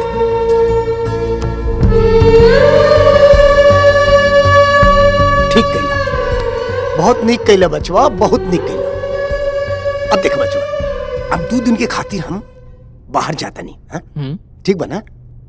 अब 2 दिन खातिर ई घर तहनी लोग के जिम्मा में बा। और हम जब लौट के आई ना तब दोनों की शादी वैदिक रूप से बहुत धूमधाम से करब, ताकि दुनिया वालन के पता लगे कि तू दोनों पति पत्नी के रूप में हवा। चला नाश्ता कर।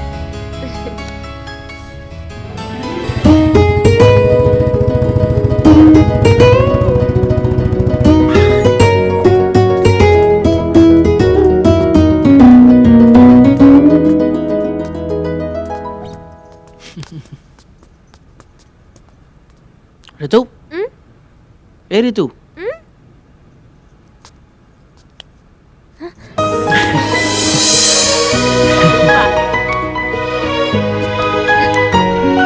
रितिका,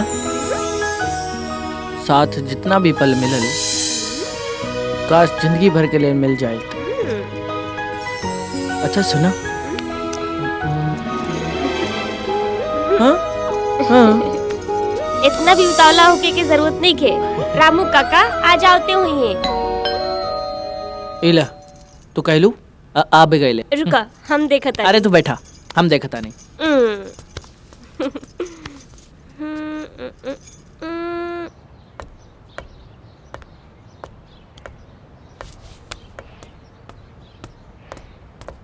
सब इंस्पेक्टर रणवीर शर्मा, हम रामगढ़ टाउन थाना से।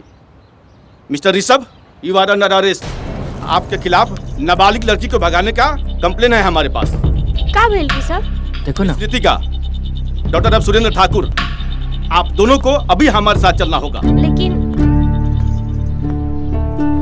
क्या बात है ऋषभ बबुआ? इंस्पेक्टर साहब कहते रहे। क्या बात है इंस्पेक्टर साहब? हाँ? बच्चा लोग का गुनाह के लिए बड़े लगातार हुआ इनका पहचान ली ना? हाँ? अरे हमार पार्टी के विधायक जी के पुत्र हवा ऋषभ बबुआ। काका हमें मालूम है विधायक सत्यपाल सिंह इनके फादर है, पर हमारे पास अरेस्ट वारंट है। लेकिन इंस्पेक्टर साहब आप प्लीज आप बीच में ना आवे, नहीं तो इन्हें अपने पास रखने के जुर्म में हम आपको भी साथ लिया सकते हैं। रहे दी काका, इन्हें अपन ड्यूटी पूरा करे दी। चलिए इंस्पेक्टर साहब।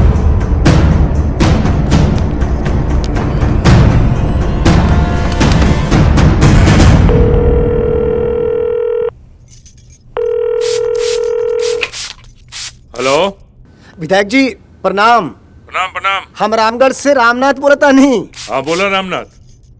ऋषभ बाबू के हम अपने घर में रख ले रहली, ई सोच के कि दोनों को समझा बुझा के हम वापस घर ले आई, और अनजाने में हमार बात मान भी ली है।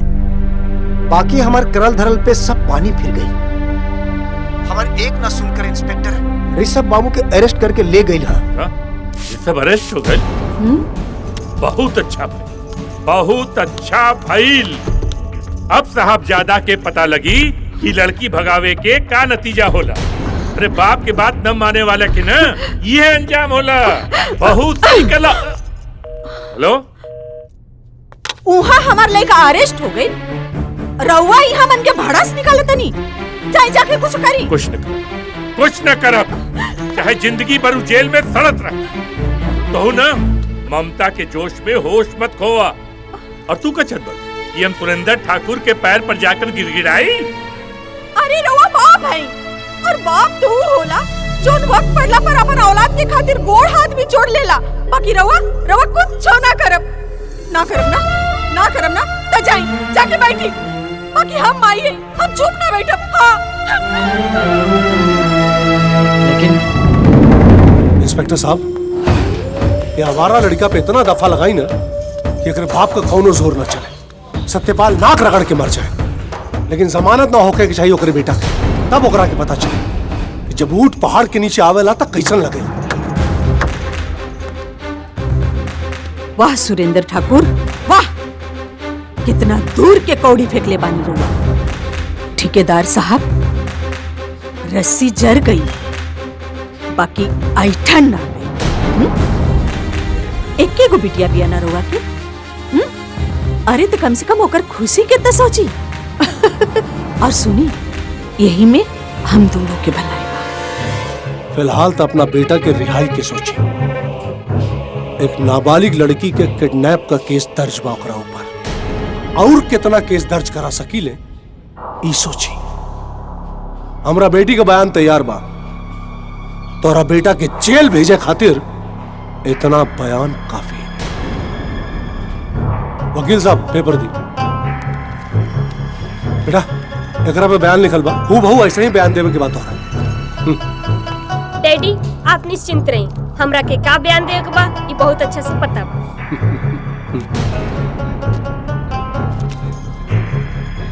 इंस्पेक्टर साहब, हमार बयान लिखल जाओ। बोलो।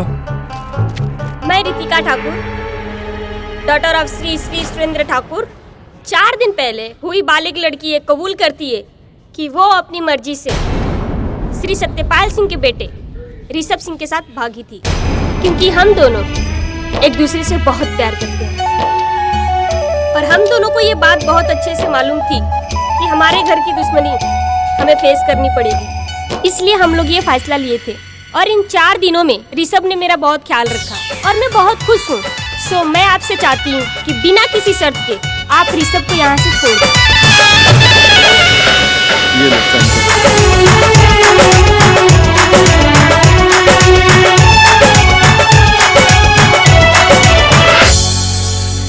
थैंक यू बेटा। हवलदार, लड़के को छोड़ दो। बिटिया, अब तो तू हमरो पसंद बाड़ू। अब कहा डोली जाई तोहरे अंगना, डोली जाई तोहरे अंगना। ठाकुर साहब जौन बोलले हैं ना, ऊपर तनी गौर करे।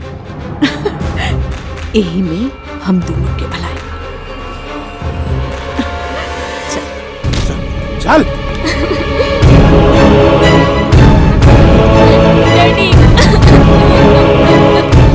बहावा अपना आंख से गंगा जमुना के धारा, लेकिन जब तोहरा किस्मत में यह लिखल बा तो हम का कर सकीले। जब तक कोनो लड़का देख के तोहार बियाह ना तय हो जाई ना, एक कमरा से तू बाहर ना निकल। और आमा, आज से कर खाना पीना सब यही कमरा में हुई। और गिरधारी बाबू जी, उस सूरत वाले निर्मल बाबू से बात करा कि जितना जल्दी हो सके वो आगे लड़की देख ले, ब्याह करे के बाद। जितना जल्दी हो सके ब्याह करे के बाद कर। ठाकुर साहब, रउआ लगा था कि ऋषभ के रहते हुए बिटिया कई और से ब्याह कर ली। ये भी तो सोची कि रितिका बिटिया अब नाबालिग ना रही।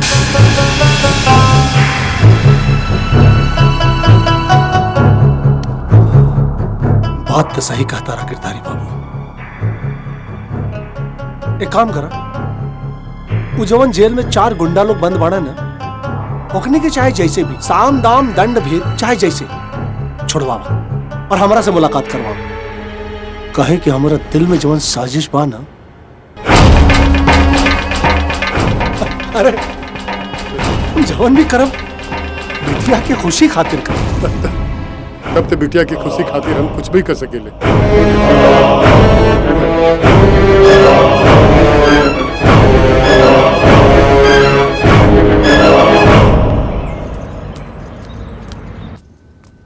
रामू जी, पानी लावा। जी। का हो, लड़का की छुड़ा के आ गईलू, बहुत नीमन कैलू। नीमन राउर मुंह से बढ़िया ना लगेला। रवा तब बोले कि चाहिए हम बेजाएं कहीं नहीं। हाँ, तुम्हारा समझ में बात कब बोना। बाप का प्यार दिखाई न दिला, महसूस कर लिया। खूब महसूस हो जाए अगर वो लड़की अपन बाप के खिलाफ ना बोलले हुई। राउर और हमार प्यार धैल के धैल रह जाए, जमानतो ना मिली। वो तो शुक्र मनाई उ लड़की के कि भरल थाना में अपन बाप के मुंह के सामने बोल देलस कि ऋषभ और हम प्यार करेंगे और हम दोनों अपन मर्जी से गए रही। तब जाके इंस्पेक्टरा छोड़लस ऋषभ के, और उस सुरेंद्रवा के मुंह तो देखा ही लायक रहे। हाँ ए जी, एगो बात बोली, वो लड़की में कोनो कमी नहीं खे, बहुत संस्कारिक बिया। बस रो अपन अहंकार छोड़ दी। ओकरा के अपन घर के बहू बनैला में कोनो हानि नहीं खे। हम तो अपन आशीर्वाद दे देले बानी। हाँ।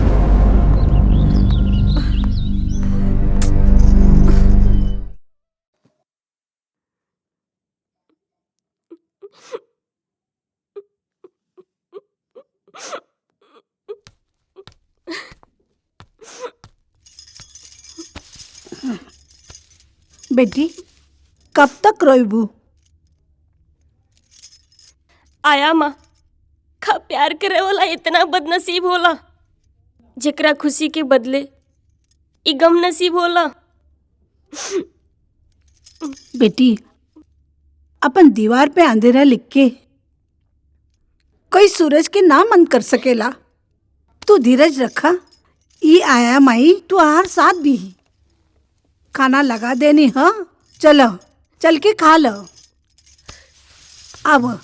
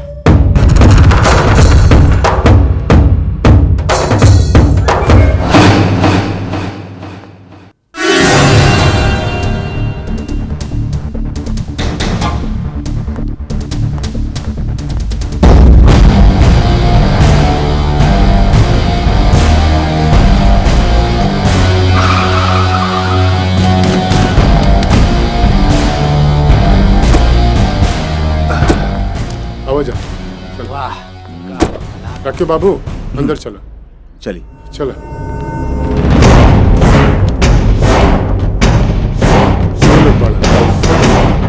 ओह तो टोनी बाड़ा रॉकी की टीम के मेंबरान। टोनी में रॉकी क्या है? जी हम हैं। अब दरअसल जौन भी भइल अनजाने में भइल। अब हमारा के ना पता रहे कि उ लड़की जौन भी आऊ राउर के बेटी ही है। हाँ ये बात से कोनो मतलब नहीं किया हमरा के कि तोहरा के पता रहे या ना पता रहे, लेकिन हाँ तोहरा के ई जरूर पता होखे के चाहिए कि तू जवन हवालात से जेल तक गईला वो ऋषभ के बाप सत्यपाल के चलते।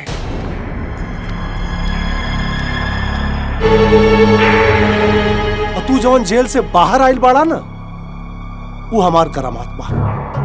बात समझ में आइल? तोहनी के हम जेल से काहे छोड़वनी है? जी हमरा के कुछ समझ में ना आई, लेकिन हमरा के समझ में आवता बुझला। इतना दिन में तोहनी के ऋषभ से दुश्मनी तो हो गई, और दुश्मन का दुश्मन दोस्त हो। यही से तोहनी की तरफ दोस्ती के हाथ बढ़ा रहल बानी। अब तो पता चल गल हुई पैसा के पावर। यही पैसा के पावर के दम पर तू लोग जेल से बाहर बढ़ जा। और हाँ तोहनी के सर पे सुरेंद्र ठाकुर के हाथ कि वो बाल भी बांका ना कर पाई। आज पहाड़ी वाले बाबा के मंदिर के पीछे ऋषभ आवत था। जा निकाल ला अपन दुश्मनी लोग, और अगर दुश्मनी निकाले में ओकर जान भी निकल जाए ना टेंशन मत लिया, तोहनी के कोनो खतरा ना हो। हम ही तोहनी के साथ हैं। गिरधारी जी सरकार। समझा दा।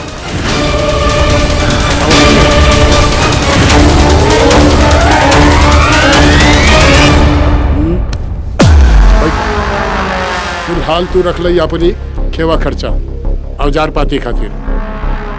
ओहो समझ गई, अच्छी तरह से समझ गई कि हमारा के कार्य के काबा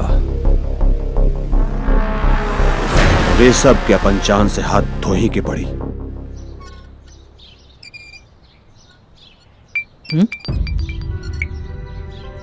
ऋषभ तू लाल बाबा के मंदिर के पीछे मिला, जरूरी बात करे के बाद 10 बजे? ओ माय गॉड 10 तो बज गई।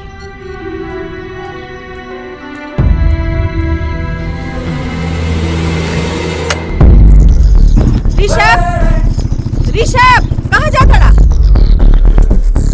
ड्राइवर गाड़ी निकाला था।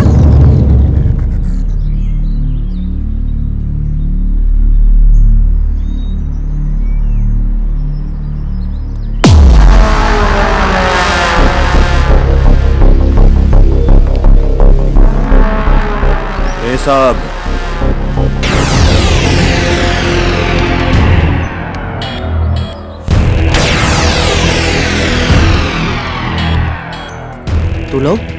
तू लोग तो हाँ हमने कहता जेल में रह ली, यहाँ कैसे आजाद हो गई थोड़ा से बदला लेने का। देख भाई रोकी जॉन भाई ऊ भाई, अब हम एक अलग जिंदगी जिया था नहीं। वैसे भी हम पुरानी बात सब कुछ भुलाते नहीं, तू सब लोग भी भूल जाना यार। After all we were the best buddy in the college यार, भूल जाना यार। भूल जाई वो बात भूल जाई जौन तू हमारे साथे कैले।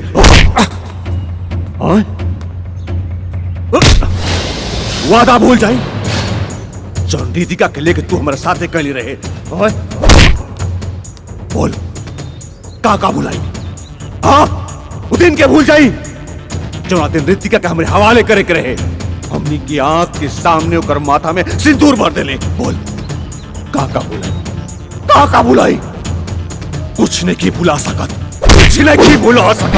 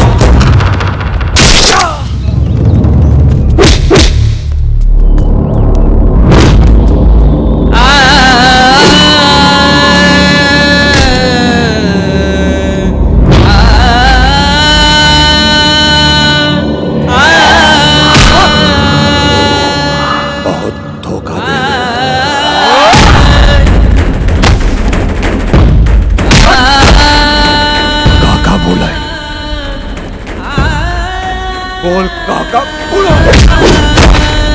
कैसे भूल जाए रे, कैसे भूल जाए।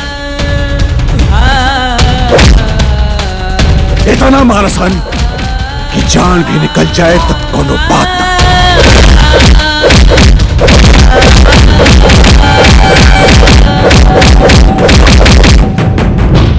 अब ऊपर वाला भी ना बचा।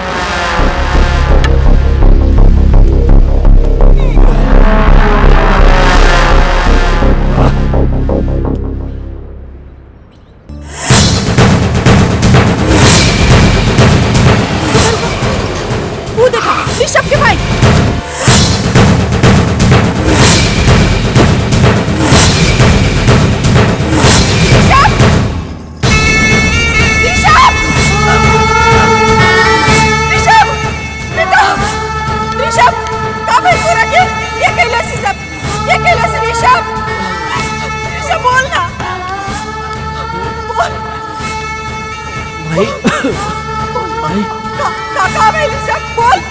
रॉकी रॉकी और उसके दोस्त मिथिला।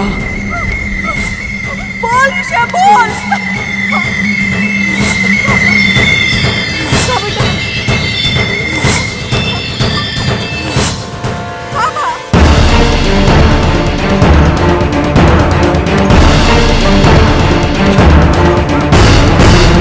ऋषभ कुछ ना हो इधर आके। ड्राइवर ऋषभ ऋषभ ऋषभ, अरे कहाँ जाता रू? एक मिनट, ऋषभ से तो हिसाब हो गए, लेकिन अभी एगो हिसाब बाकी बा। अब का रोकी भाई? सूद तो वसूल हो गई, लेकिन मूल अभी बाकी बा। पूछो करिया से हिसाब, ओकर थप्पड़ के गूंज आज भी हमार कान में गूंजेला। रॉकी भाई, तुम्हार मनोकामना पूर्ण हो गई। आओ देखा आ गई।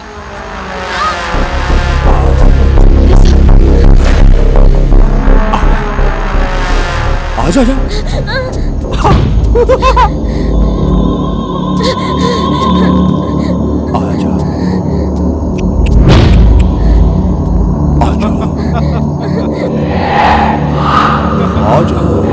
आजा, कुछ ना कर, थोड़ा सा प्यार कर। आजा। छोड़ हमके, छोड़ा हमके, छोड़ा हमके, छोड़ा। बाहरी रह सा, मूलधन वापस ले ली।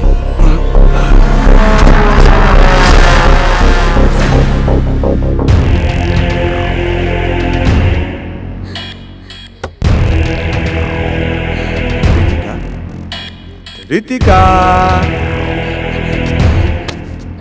रितिका,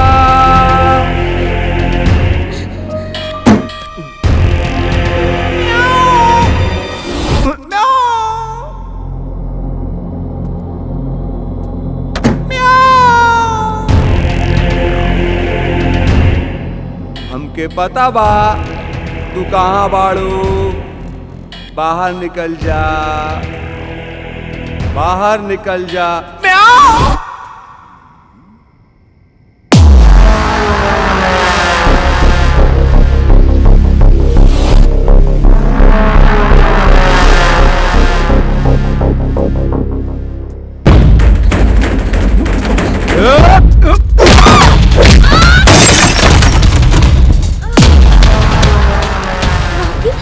छोड़ दो हमरा के। अरे ऐसे कैसे छोड़ दे हैं?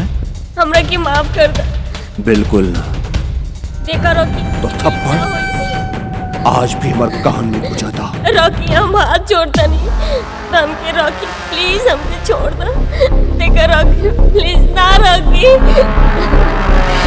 ना रॉकी ये ठीक ना हो, हमरा के माफ कर दे रॉकी, हमके छोड़ दे प्लीज रॉकी।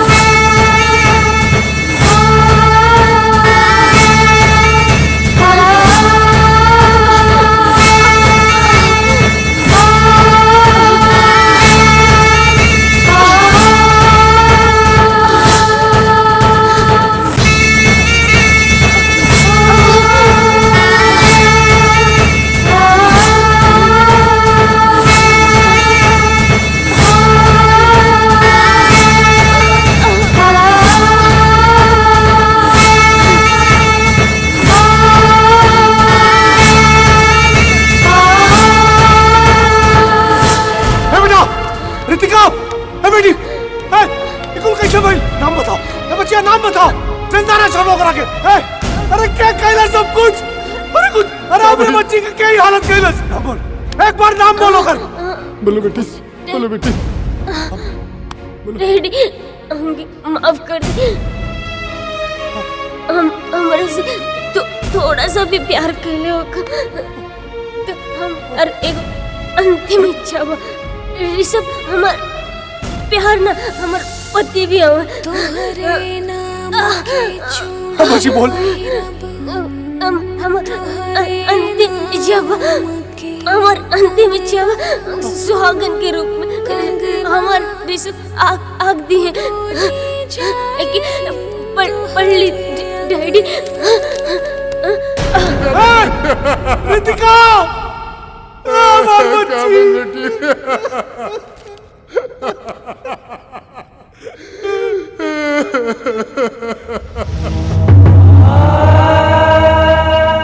दिमाग के नस पे काफी गहरा चोट लागल बा, जेकरा वजह से इनका केहू तरह के स्ट्रेस से दूर रखे के पड़ी। काहे कि ऐसन केसेस में ब्रेन हेमरेज के चांस ज्यादा रहेला, जेकरा से मौत भी हो सकेला। So take care.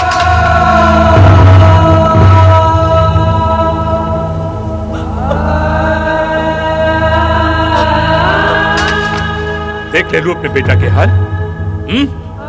बाप के डिसिप्लिन में जब माँ के ममता घुसेला ना तो ये नतीजा होगा। अरे वो तो वो कमीना सुरेंद्र बिच्छू के तरहती पर रख के हमार बेटा के डंक मरवाइलस। सुरेंद्र की उम्र कैद की सजा दिलवाइल ताज कम, कानून का दांव पेश तो देख लेना, और सत्ता का शक्ति का होला अब हम ओकरा के दिखाई। अरे कटोरा लेके भीख ने मंगवा देली ना तो हमरो नाम सत्यपाल ला। सत्यपाल रउआ का भीख मंगवाई सत्यपाल बाबू, हम तो खुद ही भीख मांगे आए बानी। एक मुअल बेटी का भागा बाप भीख ही तो मांग सकेला। का भेली टिका के जे दूसरा खातिर कुआं खोदेला ना, एक दिन वही कुआं में खुद गिर जाला। हमरा बेटी का अंतिम इच्छा पूरा कर दी रहुआ लोग, पैर छुआ तानी होकर अंतिम इच्छा पूरा कर दी।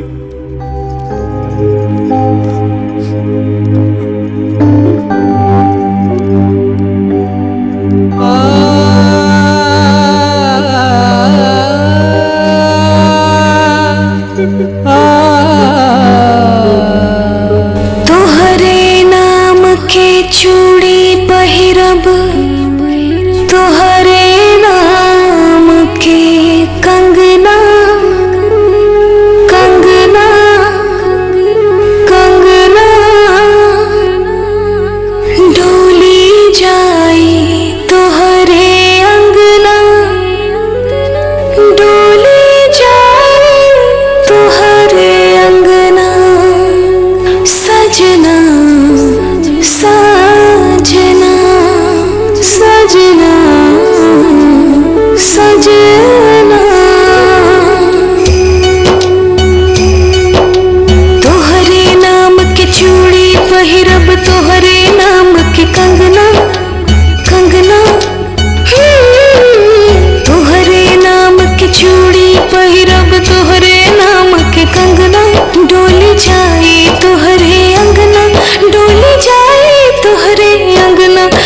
सजना सजना सजना सजना सजना सजना सजना सजना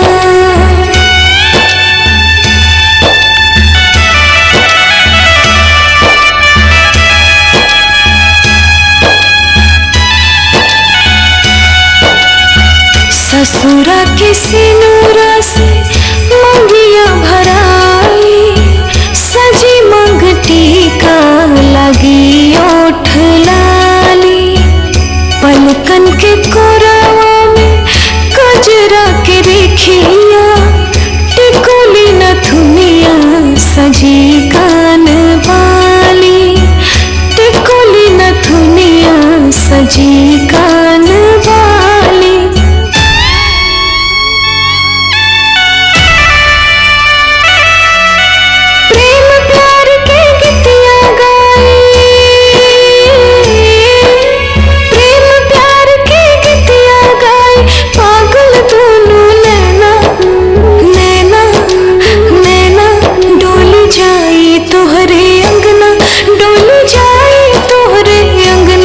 सजना सजना सजना सजना सजना सजना सजना सजना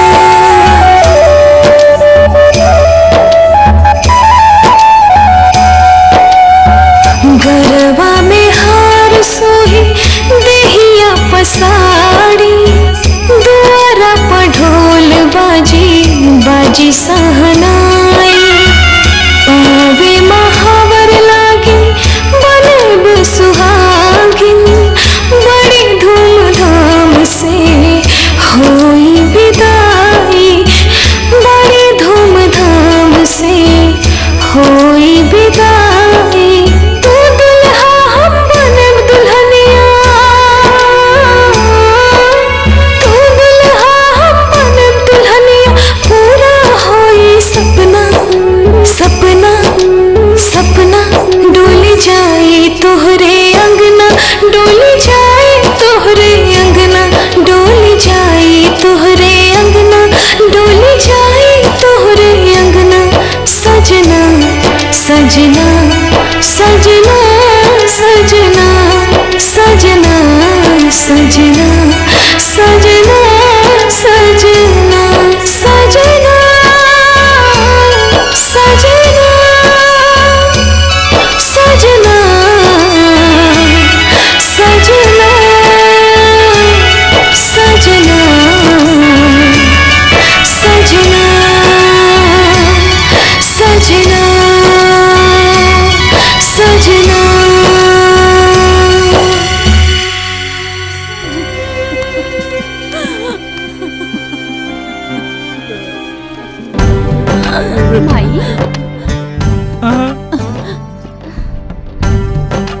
विनीता हमार बिटिया विनीता हम ठीक मानी डॉक्टर साहब कमाल हो गई हमारी बेटी तो ठीक हो गई कमाल तो हो गया now she is alright now happy happy बहुत बहुत धन्यवाद डॉक्टर सी यू साहब लेटर हमार बिटिया ठीक हो गई ले बिपिन बाबू ऐसन होखेला बिपिन बाबू ऐसन होखेला जब कोई भूल से मरला के बाद लाश के उत्तर सिराहना के बदले कोनो और दिशा में रखेला तो ओकरा पुनर्जन्म के बाद याद रह जाला कहावत है जीते जी काशी और मरे के बाद उत्तर बासी भाई तू रोत काहे बाड़ू और पापा आपके आंख में आंसू हम ठीक हो गई नी हाँ बेटी ये खुशी के आंसू है काहे कि कल तुम्हार पिया है ना और हम बाप है आंख में आंसू तो होगा करी ना और खुशी के बात ये बाकी तोहार बियाह बंटिये से होता बाबूजी